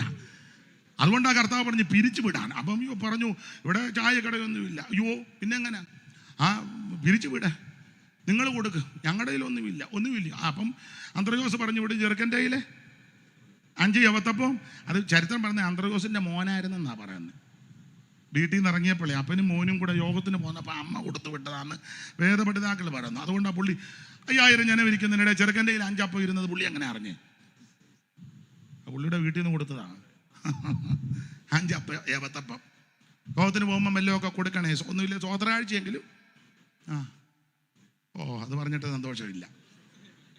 അപ്പൊ ചുരുക്കി പറഞ്ഞാൽ അവിടുത്തെ വായിന്ന് വരുന്നതല്ല ലാവണ്യവാക്ക്. എഴുന്നേറ്റ് പോകാൻ തോന്നുന്നില്ല. അപ്പൊ മുഖത്തോട്ട് നോക്കിയാൽ എന്തോ പ്രഭ, വായിന്ന് വരുന്ന ലാവണ്യവാക്ക്. അപ്പൊ സക്കായിയോട് പറഞ്ഞു ഇങ്ങനെയൊക്കെയാണ്. അപ്പോൾ വേറൊരാൾ പറഞ്ഞു, എൻ്റെ അച്ഛാ കഴിഞ്ഞ ദിവസം ഞങ്ങളൊരു യോഗം കഴിഞ്ഞ് വരിക, യേശു ശിഷ്യന്മാർ നമ്മുടെ ആ നൈലിനെ വിധവയുടെ മകനെ അതിനെ അടക്കാൻ കൊണ്ടുപോയതാ. യേശു ഇങ്ങോട്ട് വന്ന് മഞ്ചത്തെ തൊട്ട് ചെറുക്കൻ ചാടി എഴുന്നേറ്റു. ആന്നോ? ഇതൊക്കെ കേട്ടപ്പോൾ പുള്ളിക്ക് ഒരു ആഗ്രഹം എങ്ങനെയുള്ളവനെന്നൊന്ന് കാണണം. എന്നിട്ട് ചെറുക്കനെയും കൊണ്ട് പുള്ളി അടുത്ത ക്രൂസൈഡിന് പോയോടാ.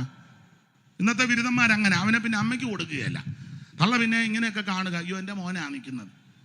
കാരണം ഇവനെ വെച്ചോണ്ട് പിന്നെ ഉള്ള സ്റ്റേജിലെല്ലാം ബ്രദറിന് എന്തോ സംഭവിച്ചു.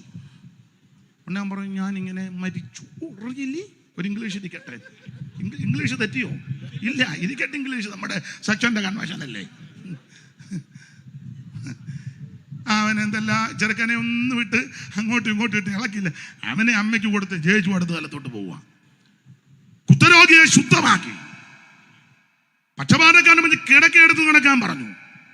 ഒരു കൂനിത്തള്ള ചെമ്മീൻ ഇരിക്കും പോലായിരിക്കുന്ന കൂനി 18 കൊല്ലം യേശു ഓടോട്ടി എന്ന് പറഞ്ഞ് നിന്റെ ബന്ധനം അടിച്ചെന്ന് പറഞ്ഞു.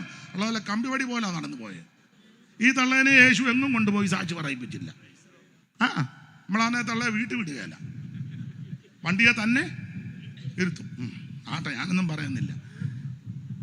അപ്പൊ ഇങ്ങനെയുള്ള യേശുവിനെ സക്കായി കേട്ടപ്പോ മനസ്സിലായി എനിക്കൊന്ന് കാണണം.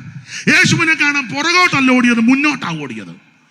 നീ നിൽക്കുന്നിടത്ത് നിന്നാൽ യേശുവിനെ കാണാനൊക്കത്തില്ല. നീ ഒന്ന് മുന്നോട്ട് ഓടിച്ചെന്ന് ഒരു കാട്ടത്തിയുടെ മേളിൽ, നിങ്ങൾക്ക് അറിയാമല്ലോ, കാട്ടത്തിയുടെ മേളിൽ കയറിക്ക, ആരും കാണരുത്, പക്ഷെ എനിക്ക് യേശുവിനെ ഒന്ന് കാണണം. അയ്യോ, നമ്മുടെ കർത്താവും ശിഷ്യന്മാരും അങ്ങോട്ട് നടന്നു വരുന്ന ആ സമയത്ത് കാട്ടത്തിയുടെ കീഴി വന്നേച്ച് യേശു മേളിലോട്ട് നോക്കിയിട്ട് പറഞ്ഞു, സക്കായിയെ ഉരുണ്ട് വീടാനിറങ്ങ. ഉരുണ്ട് വീടെന്ന് എഴുതിയിട്ടില്ല, ഞാനങ്ങ് പറയാ, ഇറങ്ങി വരാൻ പറഞ്ഞു. അയ്യോ, അന്തം വിട്ടുപോയി. കാരണം പെട്ടെന്ന് പറയുമ്പോൾ ഉരുണ്ട് വീഴാൻ സാധ്യത ഞെട്ടും. അതുകൊണ്ട് പെട്ടെന്ന് ഇന്ന് രാത്രി നിന്റെ വീട്ടിലാ. ഞാൻ ഇങ്ങനെ പറഞ്ഞത്, യേശു പ്രോഗ്രാം മാറ്റും. നിന്റെ നല്ല ആഗ്രഹമാണെങ്കിൽ യേശു പ്രോഗ്രാം മാറ്റും, വേറെ സ്ഥലത്തോട്ട് പോകാം. പക്ഷെ അന്ന് ഉടനെ ഇന്ന് രാത്രി നിന്റെ വീട്ടിലാണ്. സ്തോത്രം, സ്തോത്രം. അത്തിയുടെ മേളിൽ ഇരിക്കുക, കർത്താവ് സൂക്ഷം കണ്ടു. അല്ല, ഒരുത്തൻ അത്തിയുടെ കീഴിലിരുന്നു, അന്നേരം കണ്ടു. ചോദിച്ചു, നീ സാക്ഷാൽ ഇസ്രായേലിൻ ഇവനിൽ, അയ്യോ എന്നെ എങ്ങനെ അറിയാം? നീ അത്തിയുടെ കീഴിൽ ഇരുന്നപ്പോ മേളിൽ ഇരുന്നാലും നിന്നെ കാണും, കീഴെ ഇരുന്നാലും കാണും. ഉൽപ്പത്തി പുസ്തകം 3 പഠിക്കുമ്പോൾ സാധാരണ വേദപഠിതാക്കൾ പറയുന്നത് അപ്പച്ചനും അമ്മച്ചി ആദമും ഹവ്വായും അത്തിക്ക് മറഞ്ഞിരുന്നെന്നാ പറയുന്നത്. അതിന് ഏതാണ്ട് ന്യായം പറയുന്നത് അത്തിയില കൊണ്ടാണല്ലോ അരയാട. അമ്മാമ്മയ്ക്കൊരു ബർമുടായും അമ്മാമ്മയ്ക്ക് മിടിയും അച്ചായനൊരു ബർമുടായും ഒക്കെ, രണ്ടുപേരും രാവിലെ ഒരു വടിയും കറക്കി ഇങ്ങനെ പോകുന്ന കാണാം. അപ്പൊ അത്തിയില കൊണ്ടാ. അതുകൊണ്ട് സാധാരണഗതിയിൽ അത്തിക്ക് മറഞ്ഞെന്ന. അങ്ങനെങ്കിൽ ചിന്തിച്ചോ, അത്തിയുടെ മേളിലിരുന്നാലും നിന്നെ കാണും, അത്തിയുടെ കീഴിലിരുന്നാലും നിന്നെ കാണും, അത്തിക്ക് മറഞ്ഞിരുന്നാലും കാണും. അവിടുത്തേക്ക് മറവായിട്ടൊന്നുമില്ല. എന്തിനേറെ യേശു സക്കായിയുടെ വീട്ടിൽ ചെന്നപ്പോഴേ പുള്ളി മാനസാന്തരപ്പെട്ടു. കണ്ടപ്പോഴേ മാനസാന്തരമായി. ചെന്നുടനെ പുള്ളി പറയാ, ഗുരു പകുതി കൊടുക്കുക ദരിദ്രന്മാർക്ക്. അതാ മാനസാന്തരം. പകുതി. നമുക്ക് മാനസാന്തരപ്പെട്ടപ്പോഴും അവൻ്റെ പകുതി പിന്നെ എടുക്കാണ്ടിരിക്കുക. പക്ഷേ പ്രാർത്ഥിക്കണം, ഞങ്ങളുടെ അനിയൻ അവൻ കാനഡയിലാ, വരുമെന്നൊന്നും തോന്നുന്നില്ല. ഇത് നമുക്ക് തരുമെന്ന ദൈവാത്മാവ് നാള്. എന്തിനാടാ നിന്റെ ആർത്തിപ്പണ്ടാരം? കിട്ടിയിട്ടും നിനക്ക് തികയുന്നില്ലല്ലോ. ഉണ്ട്, ഒത്തിരി ഉണ്ട്. എന്നോട് പറഞ്ഞല്ലോ, ഇത് പെങ്ങടതാ. അവൾക്ക് അപ്പച്ചന് അന്നേരം ഇച്ചിരിയൊക്കെ കൊടുത്ത് വിട്ടതാ. ഇനി എത്ര കിട്ടിയിട്ടും കന്നട്ടയ്ക്ക് എത്ര പിള്ളേരാ? മതിയല്ലോ, എന്തിനാ ഒത്തിരി? കന്നട്ടയ്ക്ക് എത്ര കിട്ടിയിട്ടും തൃപ്തി വരുന്നില്ലല്ലോ. അന്യായമായിട്ടൊന്നും സമ്പാദിക്കരുത് കേട്ടോ. അന്യായമായിട്ടൊക്കെ സമ്പാദിച്ചാൽ താനിടാത്ത മുട്ടമേ പൊടുന്നിരിക്കുന്ന തിത്തിരി പക്ഷിയെ പോലെ. മാനസാന്തരം നല്ലത് സക്കായിടാ, പകുതി കൊടുക്കുക എന്ന് ദരിദ്രന്മാർക്ക്. എന്നിട്ട് നിർത്തിയില്ല. ഗുരു ആരോടെങ്കിലും ചതിവായിട്ട് വല്ലതും വാങ്ങിച്ചുണ്ട്, അതാ മാനസാന്തരം.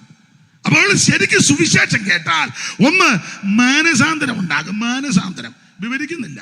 2, സുവിശേഷം കേട്ടാൽ സ്നാനം നടക്കും. ശരിക്ക് അറിയാമല്ലോ, വെല്ലുവിളി പോയിച്ച് വരിക ഷണ്ണൻ തിരിച്ച് തേരൽ ഇങ്ങോട്ട് വരുമ്പോൾ വാട്സപ്പിനകത്തൊന്നുമല്ല, ഒരാപ്പിനകത്തും കയറിയില്ല. നമ്മൾ സ്റ്റേജിൽ ഇരിക്കുമ്പോൾ തന്നെ മൊബൈലിൽ കളിക്കുന്ന ബിരുദന്മാരെ എനിക്കറിയാം. ഇവിടെ എല്ലാം നിങ്ങൾ മാന്യമായിട്ട് സഹകരിക്കുന്നിരിക്കുന്നു, അഭിനന്ദിക്കുന്നു നിങ്ങളെ. ചിലര് സ്റ്റേജുകളിൽ ഇരിക്കുമ്പോഴും മാന്താ. ഇവിടെ ഇരുന്നുകൊണ്ട് ഫോൺ ചെയ്യുക, യോഗത്തിലിരിക്കുക, പിന്നെ വിളിക്കാൻ ആയിക്കോട്ടെ. സഭായത്തിന് ഇതുമായിട്ട് ഇറങ്ങിപ്പോകുകയും ഇറങ്ങിപ്പോകുകയും ചെയ്യുന്ന ഒത്തിരി പേരുണ്ട്. ഉണ്ടെന്ന് അല്ല, ഞാനിപ്പോൾ പറയുന്നില്ല, എന്തിനാ വെറുതെ അലോഗ്യം ഉണ്ടാക്കുന്നത്. പുള്ളി തിരുവെടുത്ത് പരിശോധിച്ചുകൊണ്ട് വരിക. അപ്പൊ പീലിപ്പോസ് ഉപദേശോട് പറഞ്ഞു, നാണ്ടെ ഗസക്കുള്ള നിർജ്ജന അങ്ങോട്ട് എല്ലാം പറഞ്ഞു ചെന്നു. രഥം തേര് വരുന്നു, ചേർന്നു കയറി ആണ്ട് നോക്ക്. അപ്പൊ പുള്ളി തിരുവെടുത്ത് വായിക്കുക. എന്തുവാ വായിക്കുന്നത്? യെശയ്യാപ്രവചനം തിരുവെടുത്ത്. ഏത് ഭാഗമാ? 53. എന്തുവാ? ഏത് ഭാഗമാ? അറുക്കാനുള്ള ആടിനെ പോലെ ആ ഭാഗമാ. ഗ്രഹിക്കുന്നുണ്ടോ? എന്നാ പുള്ളി വായിക്കുന്നതല്ലാതെ വായിച്ചങ്ങ് വിടുകല്ലേ. വായനാഭാഗം, ഭാഗം എടുത്ത് ഇങ്ങനെ വായിച്ചേച്ച് പോകുന്നതല്ലാതെ ഇതെന്നതാന്ന് പോലും ചിലക്ക് വെളിവില്ല. ചെല്ലു വായിക്കുന്ന കേട്ടില്ലേ? താവേ നീ തലമുറയാ ഞങ്ങളുടെ സങ്കേതം. ഇങ്ങനെ വായിക്കുന്നതേ ഉള്ളൂ. ഇതെന്നതാണെന്നൊന്നും ഞങ്ങളുടെ ഒരാൾ വായിച്ചു, മരണ വീട്ടിലല്ലേ, തെറ്റിക്കുക വായിക്കുക. എഫെസോസ് വെച്ച് ഞാൻ മൃദംഗ യുദ്ധം ചെയ്തു. അപ്പൊ ഞങ്ങളുടെ ഒരു ഉപദേശി പറഞ്ഞു, തബലയും കാണും, നീ ഇനിയും വായിക്കണ്ടെന്ന് പറഞ്ഞു. എങ്ങനെയുണ്ട്? വേറൊരാൾ വായിച്ചു, ദുഷ്ടന്മാരുടെ വഴി യോനാശകരമാകുന്നു. വഴിയോ എന്നിട്ട് ചെറിയ വരയുണ്ടല്ലോ, എന്നിട്ടാ നാശകര, അത് പുള്ളി ചേർത്ത് വായിച്ചില്ല. ദുഷ്ടന്മാരുടെ വഴി യോനാശകരമാകുന്നു. വായിക്കുക. ഈ അടുത്ത കാലത്ത് ഒരാൾ വായിച്ചെന്നാ പറഞ്ഞത്, കേങ്കരേ സഭയുടെ ശുശ്രൂഷക്കാരത്തി ഫേവ. അതിന് പുള്ളി വായിച്ചു ക്രൈംബ്രാഞ്ച് സഭയുടെ ശുശ്രൂഷക്കാരത്തി. എല്ലാം അങ്ങ് വായിക്കുക, ക്രൈംബ്രാഞ്ച് സഭ. അപ്പൊ ചിലര് ഇങ്ങനെ അങ്ങ് വായിക്കുന്നേ ഉള്ളു, ഇതൊന്നും ഗ്രഹിക്കുന്നില്ല. ഫിലിപ്പോസ് ചോദിച്ചു, വായിക്കുന്നത് ഗ്രഹിക്കുന്നുണ്ടോ? ഉടനെ പറയോ, ഒരുത്തം പൊരുൾ തിരിച്ചു തരാഞ്ഞാൽ എങ്ങനെ? ഉടനെ പൊരുൾ തിരിച്ചു. ആ തിരിച്ച ഭാഗം 35 വായിച്ചേ സഹോദരിമാരെ, 35 വായിര് പെട്ടെന്ന്. മൈക്ക് കൂടെ വായിക്കേ, മൈക്ക്. ജോസേ, ഇത് ശരിയാക്കി കൊടുക്ക. അതിനല്ലേ അമ്മാമ്മയുടെ കുഴപ്പമാണോ? ആയിക്കോട്ടെ. ഫിലിപ്പോസ് ഈ തിരുവെഴുത്ത് ആധാരമാക്കി. ഫിലിപ്പോസ് ഈ തിരുവെഴുത്ത് ഏതാ? യെശയ്യാ 53 ആധാരമാക്കി അവനോട് യേശുവിനെ കുറിച്ചുള്ള സുവിശേഷം അറിയിച്ചു. ഈ തിരുവെഴുത്ത് ആധാരമാക്കി യേശുക്രിസ്തുവിനെ പറ്റിയുള്ള സുവിശേഷം അറിയിച്ചു. വിവരിക്കുന്നില്ല, സുവിശേഷം അറിയിച്ചു. ഇങ്ങനെ തേരിലിരുന്ന് അറിയിച്ചുകൊണ്ടിരിക്കുക. അറിയിച്ച് തേരങ്ങോട്ട് പോയി. അടുത്ത വാക്യം വായിച്ചേ, വായിര്. അവർ ഇങ്ങനെ സുവിശേഷം അറിയിച്ചുകൊണ്ട് വഴി പോകയിൽ വെള്ളമുള്ളൊരു സ്ഥലത്തെത്തിയപ്പോൾ ഷണ്ണൻ ഫിലിപ്പോസിനോട് വെള്ളം അതിനെ ദാഹിക്കുന്നു. അല്ലല്ല, അതിനെ കുളിക്കണോ? രാവിലെ കുളിച്ചില്ലേ? അല്ലല്ല, എനിക്ക് സ്നാനപ്പെടണം എന്ന് പറഞ്ഞാൽ, ശരിക്കും സുവിശേഷം പറഞ്ഞാൽ അതിനകത്ത് സ്നാനമുണ്ട്. എന്റെ അച്ഛാ, ഇത് പെന്തിക്കോസുകാർ കണ്ടുപിടിച്ച മാർഗമൊന്നുമല്ല. ഇത് ഒരു സഭക്കാരുടെ മാർഗമല്ല. ഇത് ദൈവം തമ്പുരാൻ വെച്ച നിയമമാ. നീ സ്നാനപ്പെടണം. സ്നാനമോ ജഡത്തിന്റെ അടുക്ക് കളയാനല്ല, ദൈവത്തോട് നല്ല മനസ്സാക്ഷിക്കുക, യേശുവിനോട് ചേരുവാൻ, യേശുവിനെ ധരിക്കുവാൻ, അവിടുത്തെ മരണ അടക്ക പുനരുത്ഥാനത്തോട് ഏകീഭവിക്കുന്നതാ സ്നാനം. സ്തോത്രം. ഇത് ആളെ കൂട്ടാനല്ല, സഭയിൽ ആള് കൂട്ടാനല്ല, കല്യാണം നടത്താനുമല്ല സ്നാനം. വള്ളക്കാലി അപ്പച്ചനെ മുക്കി പൊങ്ങി വന്നപ്പോൾ പുള്ളി ചോദിച്ചു, സൂക്കാടെല്ലാം തീർന്നല്ലോ, ഞാൻ പോവാന്ന്. സൂക്കാട് തീർക്കാനാണോ മുക്കുന്നേ? തിരുമൂലപുരത്ത് ജോർജ് കുട്ടിച്ചാൻ ഒരാളെ മുക്കിയിട്ടപ്പോൾ അവനെ ഉണ്ടായിട്ട് അക്കരയ്ക്ക് അങ്ങ് പോയി. എന്നാൽ അക്കരെ കയറിയപ്പോഴെങ്കിലും പോകുകയെന്ന് പറയണ്ടേ, മിണ്ടിയില്ല. പിന്നീട് അറിഞ്ഞു അവൻ കണ്ണാട്ടിപ്പുഴ കറിയാച്ചൻ്റെ വീട്ടിൽ കയറി പമ്മിയിരിക്കുക. പിന്നീട് അറിഞ്ഞു ഇച്ചിരി ഇളക്കം ഉണ്ടായിരുന്നു, കല്യാണത്തിന് വേണ്ടി മുക്കിയതാ. അവരെ ഉണ്ടായിട്ട് ഇത് കല്യാണത്തിന് മുങ്ങുന്നതല്ല, സൂക്കാട് തീർക്കാൻ മുങ്ങുന്നതല്ല, ആളെ കൂട്ടാൻ മുക്കുന്നതുമല്ല, പ്രായമുള്ളവരെ മുക്കുന്നതുമല്ല, പിള്ളേരെ മുക്കുന്നതുമല്ല, വിശ്വസിക്കുന്നവരെ മുക്കണം. യേശുക്രിസ്തുവിന്റെ പാപത്തിന്റെ പരിഹാരത്തിന് മരിച്ചുവെന്നും യേശുക്രിസ്തുവിന്റെ പരിശുദ്ധ രക്തം എന്റെ പാപങ്ങൾ മോചിക്കുമെന്നും യേശുക്രിസ്തു വീണ്ടും വരുമെന്നും ആ കർത്താവിനെ എതിരേൽക്കുവാൻ ഞാൻ ഒരുക്കപ്പെടണം. അതിന് അത്യാവശ്യമാണ് അവിടുത്തെ മരണ അടക്ക പുനരുത്ഥാനത്തോട് ഏകീഭവിക്കുന്ന സ്നാനം. സുവിശേഷം പറഞ്ഞു, സുവിശേഷത്തിൽ സ്നാനമുണ്ട്. അതുകൊണ്ടല്ലേ പറഞ്ഞ സ്നാനപ്പെടണം. അപ്പൊ ശരിക്കും സുവിശേഷം പറഞ്ഞാൽ സ്നാനം നടക്കണം. 3 സുവിശേഷം കേട്ടാൽ അഭിഷേകം പ്രാപിക്കും. കൊർന്നല്യോസിന്റെ വീട്ടിൽ പത്രോസ് പോണം. പുള്ളി എന്ത് ചെയ്താ പോകുന്നത് തമ്പുരാന് അറിയാം. അതിനാ പുള്ളിയെ തുപ്പട്ടി ഇറക്കി കാണിച്ചു. തുപ്പട്ടി കൊർന്നല്യോസോടെ പ്രാർത്ഥിക്കുക. പുള്ളിയും എല്ലാവരും പ്രാർത്ഥനക്കാരാന്നേലും സ്വഭാവത്തിനൊന്നും അങ്ങനെ ചില എല്ലാ കൊല്ലം 21 ഇരിക്കും, സമാധി ഇരിക്കും പോലെ.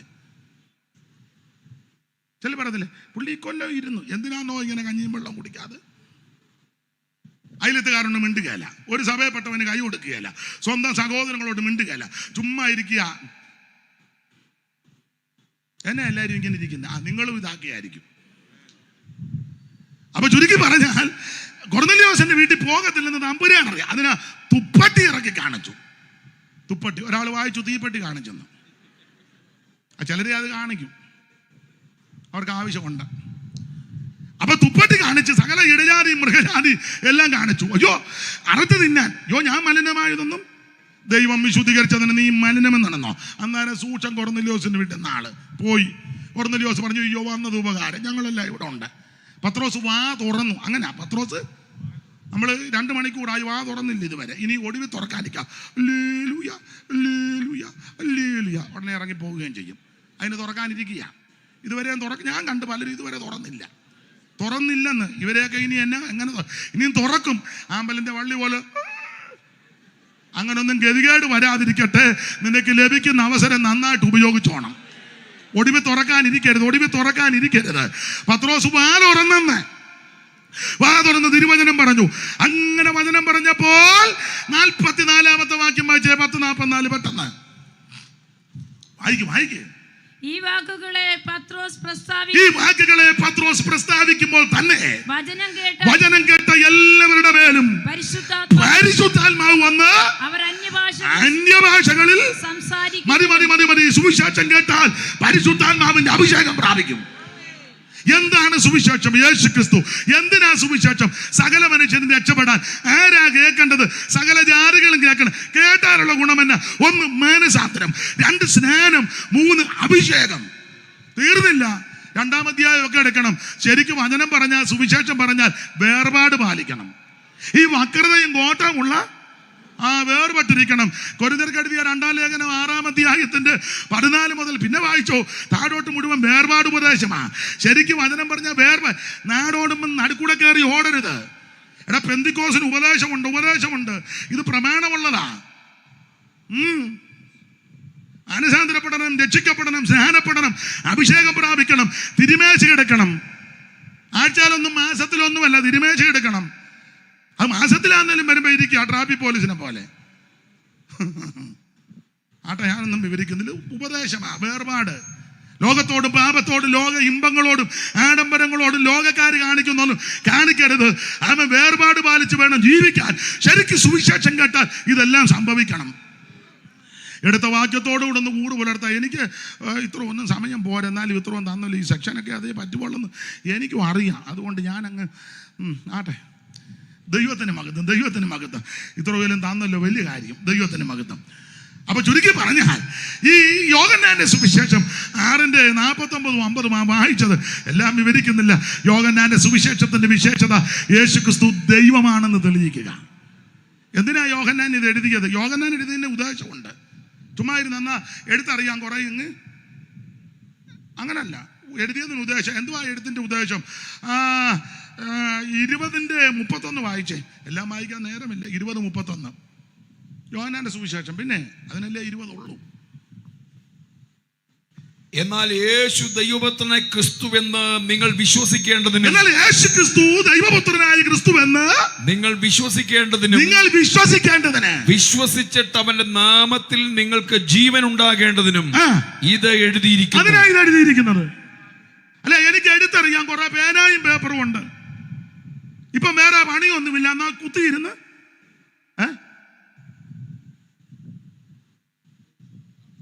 യേശു ക്രിസ്തു ദൈവപുത്രനായ ക്രിസ്തുവെന്ന് വിശ്വസിക്കണം.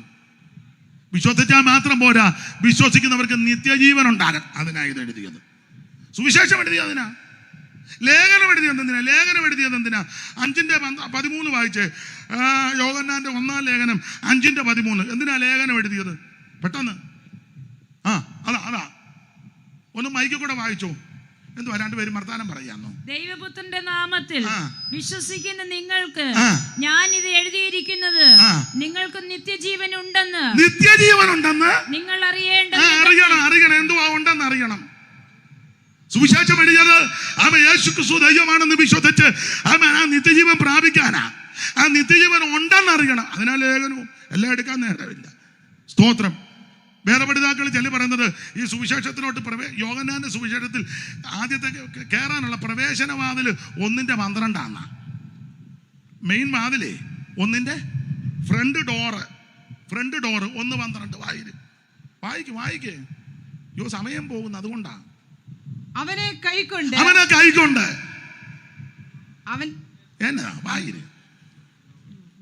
അവനെ കൈക്കൊണ്ടവന്റെ നാമത്തിൽ വിശ്വസിക്കുന്ന ഏവർക്കും ദൈവമക്കളാകുവാൻ അവൻ അധികാരം കൊടുത്തു. ഇതാണ് ഫ്രണ്ട് ഡോറ്. ഇതിലെ കൂടെ കയറണം.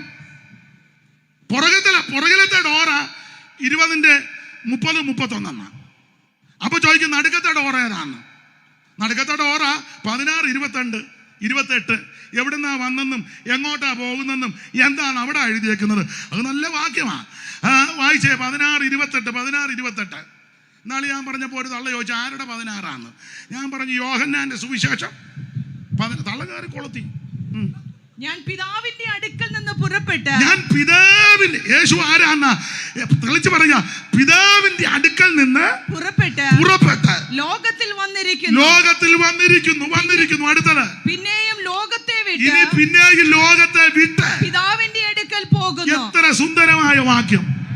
തർക്കമൊന്നും വേണ്ടല്ലോ. എവിടുന്നാ വന്നത്, എന്തിനാ വന്നത്, എങ്ങോട്ടിനി പോകും, എത്ര ക്ലിയർ ആയിട്ടാണ് എഴുതിയേക്കുന്നത്. സ്വർഗം വിട്ട് ഇറങ്ങി വന്നു, സ്വർഗമകൾ വെടിഞ്ഞു, എടയ്ക്കു വേണ്ടി സ്വർഗം വിട്ട് ഇറങ്ങി വന്നു, സ്വർഗമകൾ വെടിഞ്ഞു, എടയ്ക്കു വേണ്ടി ആടാ നേരമില്ല. അപ്പോൾ സ്വർഗത്തിൽ നിന്ന് വന്നു, ആമേൻ ഭൂമിയിൽ വന്നു, ശുശ്രൂഷകളെല്ലാം തികച്ചു, അങ്ങോട്ട് പോയി. അതാ യേശു. ആ യേശുവിന്റെ ദൈവത്വമാ യോഹന്നാൻ തെളിയിച്ചിരിക്കുന്നത്. യേശു ദൈവം. ഒത്തിരി അത്ഭുതമൊന്നും തെളിയിച്ച് ഏതാണ്ടെല്ലാം കൂടെ എൻ്റെ സാറേ 7 അത്ഭുതം എങ്ങാണ്ടേ പറഞ്ഞിട്ടുള്ളൂ. 7 യോഹന്നാന്റെ സുവിശേഷത്തിൽ. മറ്റു സുവിശേഷത്തിലൊക്കെ ഒത്തിരി അത്ഭുതമുണ്ട്. യോഹന്നാന്റെ സുവിശേഷത്തിൽ തെരഞ്ഞെടുത്ത 7 എണ്ണം എല്ലാം പറയാൻ നേരമില്ല. ആ 7 എണ്ണം എഴുതി എന്തിനാന്ന് ചോദിച്ചാൽ പുള്ളി പറഞ്ഞിട്ടുണ്ട് ഒത്തിരി ചെയ്തിട്ടുണ്ട്. അതെല്ലാം കൂടെ എഴുതിയ പുസ്തകം. പക്ഷെ 7 എണ്ണം എഴുതി. അടയാളങ്ങള്, അത്ഭുതമൊന്നും കൊടുത്തിട്ടില്ല, മുഴുവൻ അടയാളമാ. ദൈവത്തിന്റെ മഹത്വം ഒന്നും വിവരിക്കുന്നില്ല. യേശു ദൈവമാണെന്ന് തെളിയിക്കുക. 1-ാമത്തെ ലോകത്തിന്റെ പാപത്തെ ചുമക്കുന്ന ദൈവ കുഞ്ഞാട്. 2-ാമത്തെ കാനാവിലെ കല്യാണ വീട്ടിൽ പച്ചവെള്ളത്തെ വീഞ്ഞാക്കിയ ദൈവം. 3-ാമത്തെ നിത്യജീവൻ കൊടുക്കുന്ന ദൈവം. 4-ാമത്തെ ആത്മാവാകുന്ന ദൈവം. 5-ാമത്തെ സകല ദീനങ്ങളും വ്യാധികളും പൊറുപ്പിക്കുന്ന ദൈവം. 6-ാമത്തെ ജീവന്റെ അപ്പമായ ദൈവം. ഈ വിഷയം തെളിയിക്കുമ്പോൾ പറഞ്ഞ ഭാഗമാണ് നമ്മൾ ഗുരുവാക്യം വായിച്ചത്. അപ്പം സ്തോത്രം. സ്വർഗത്തിൽ നിന്ന് വന്ന അപ്പം ജീവന്റെ. യോഹന്നാന്റെ സുവിശേഷത്തിലെ നല്ല പ്രയോഗം ജീവന്റെ അപ്പം, ലോകത്തിന്റെ വെളിച്ചം, നല്ല ഇടയൻ. എന്ത് നല്ല പ്രയോഗങ്ങളാ യേശുവിനെ പറ്റി. അപ്പോൾ ഇവിടെ ജീവന്റെ അപ്പം. അപ്പൊ ഇവർ ചോദിച്ചു ആ അപ്പമാണോ എന്ന് യഹൂദന്മാര്. അപ്പൊ കർത്താവ് പറഞ്ഞു അത് തിന്നവനല്ല.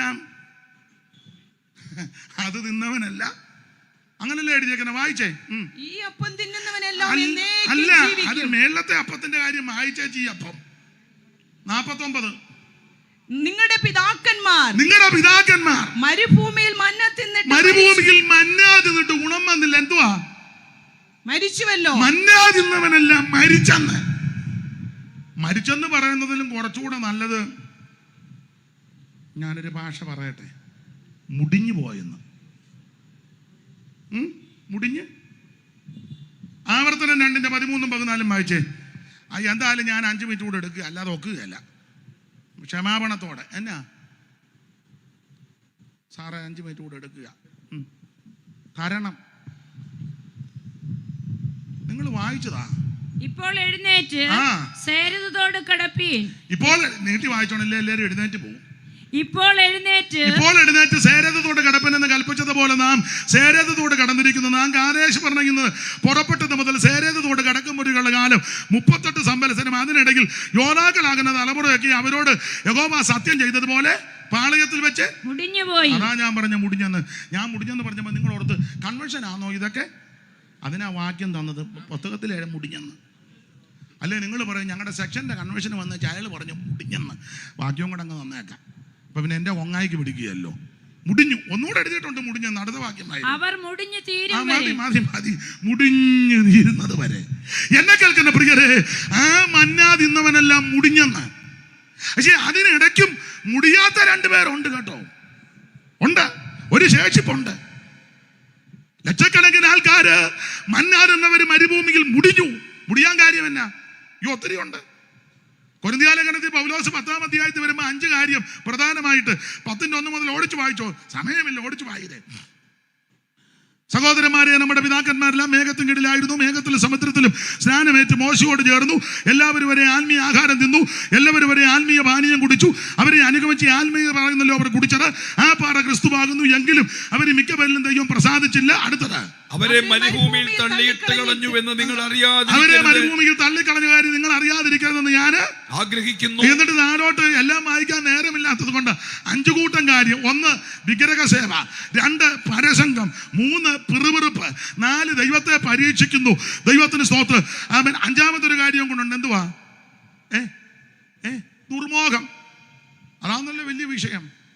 എത്ര കിട്ടിയിട്ടും പൂന്താനം പണ്ട് പാടി, അർത്ഥം എത്ര വളരെയുണ്ടാകിലും തൃപ്തിയാകാ മനുഷ്യൻ ഒരു കാലം 10 കിട്ടുകിൽ 100 മതിയെന്നും ശതമാകിൽ. അലക്സാർ അധ്യാപകനായതുകൊണ്ട് അറിയാം. അർത്ഥം എത്ര വളരെയുണ്ടാകിലും എത്ര കിട്ടിയിട്ടും മതി വരുന്നില്ലല്ലോ, പിന്നെയും കിട്ടണം.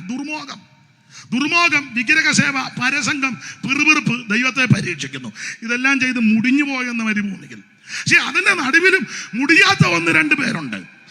എല്ലാം വിവരിക്കുന്നില്ല. മുടിയാത്ത ഒരുത്തൻ പറഞ്ഞ കാര്യം നമുക്കറിയാം.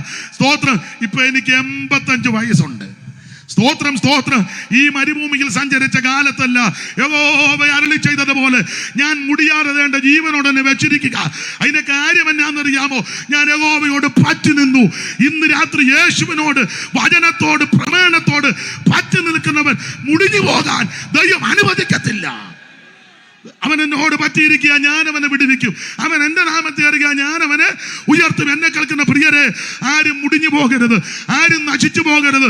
ആരും നശിച്ചു പോകാതെ എല്ലാവരും നിത്യജീവൻ. അയ്യോ, വേറെ പുസ്തകത്തിലെ തങ്കവാക്യം എന്നാ പറയുന്നത്. 3:16.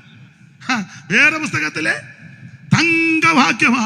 ആരും നശിച്ചു പോകാതെ എല്ലാവരും നിത്യജീവൻ പ്രാപിക്കേണ്ടതിന് നമുക്ക് വേണ്ടി ഒരുവൻ യാഗമായി, മുഖത്തെ രോമം പിടിതെടുക്കപ്പെട്ടവനായി, കന്നത്ത് അടിയേറ്റ് കാർക്കിച്ച് തുപ്പലേറ്റ് മുൾക്കിരീടധാരിയായി, അവൻ പരക്കുരിശും ചുമന്നുകൊണ്ട് വീണും വേച്ചും മറച്ചും കാൽവരിയുടെ കൊലവരത്തിൽ 2 പ്രവർത്തിക്കാരുടെ നടുവിൽ ഒരുവൻ നമുക്ക് വേണ്ടി ആളുകളിൽ അവൻ തൂകി ജീവനെ തന്നു. എന്തിനെന്നറിയാമോ?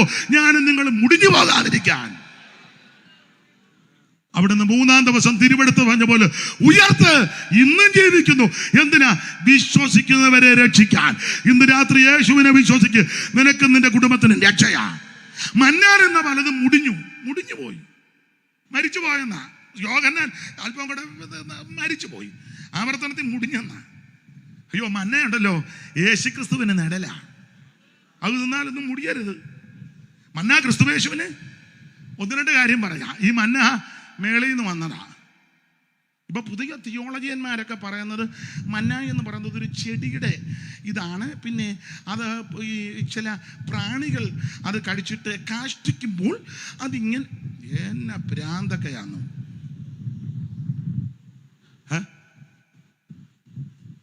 എടാ, പുസ്തകത്തിൽ എഴുതി വയ്ക്കുന്ന സ്വർഗീയ ധാന്യമെന്നാ. സ്വർഗീയ ധാന്യമെന്നാ. എല്ലാം ഞാനങ്ങ് അടങ്ങുക. പഠിച്ച് അങ്ങ് പണിക്കരാകുക.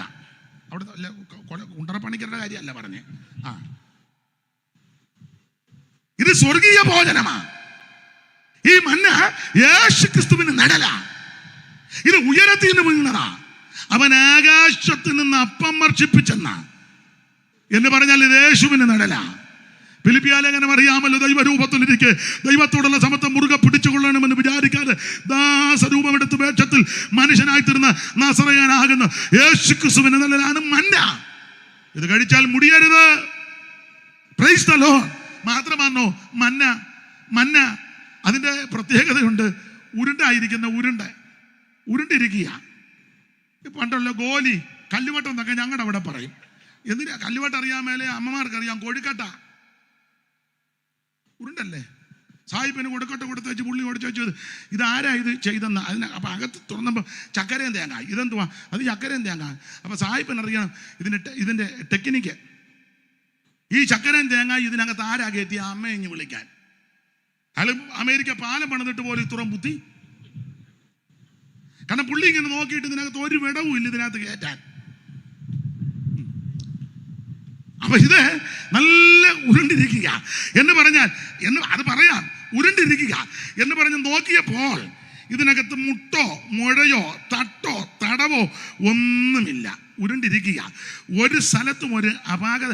ഇവിടുന്ന് നോക്കിയാലും കുഴപ്പമില്ല, താഴെ നിന്ന് മേളിലോട്ട് നോക്കിയിട്ട് കുഴപ്പമില്ല, സൈഡിൽ നോക്കിയിട്ട് എന്ന് പറഞ്ഞാൽ ആ മനുഷ്യൻ യാതൊരു ഊനമില്ലാത്തവൻ, യാതൊരു പാപമില്ലാത്തവൻ, കളങ്കമില്ലാത്തവൻ, ആർക്കും ഒരു കുറ്റവും കണ്ടുപിടിക്കുവാൻ കഴിയാത്ത പരമവിശുദ്ധനാണ് ക്രിസ്തു.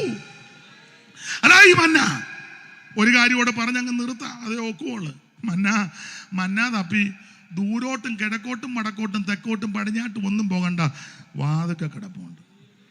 വചനം നിന്റെ സമീപത്താ, വചനം നിന്റെ വാതുക്കലാ. റോമാലേഖനം 10:8 മുതൽ വായിച്ചു. സ്തോത്രം. വചനം സമീപത്താ. വായിച്ചങ്ങ് നിർത്താം, അതേ ഒക്കുള്ളു. വായിര് 10:8 പെട്ടെന്ന് വായിച്ചു. 10:8 പെട്ടെന്ന് വായിര്.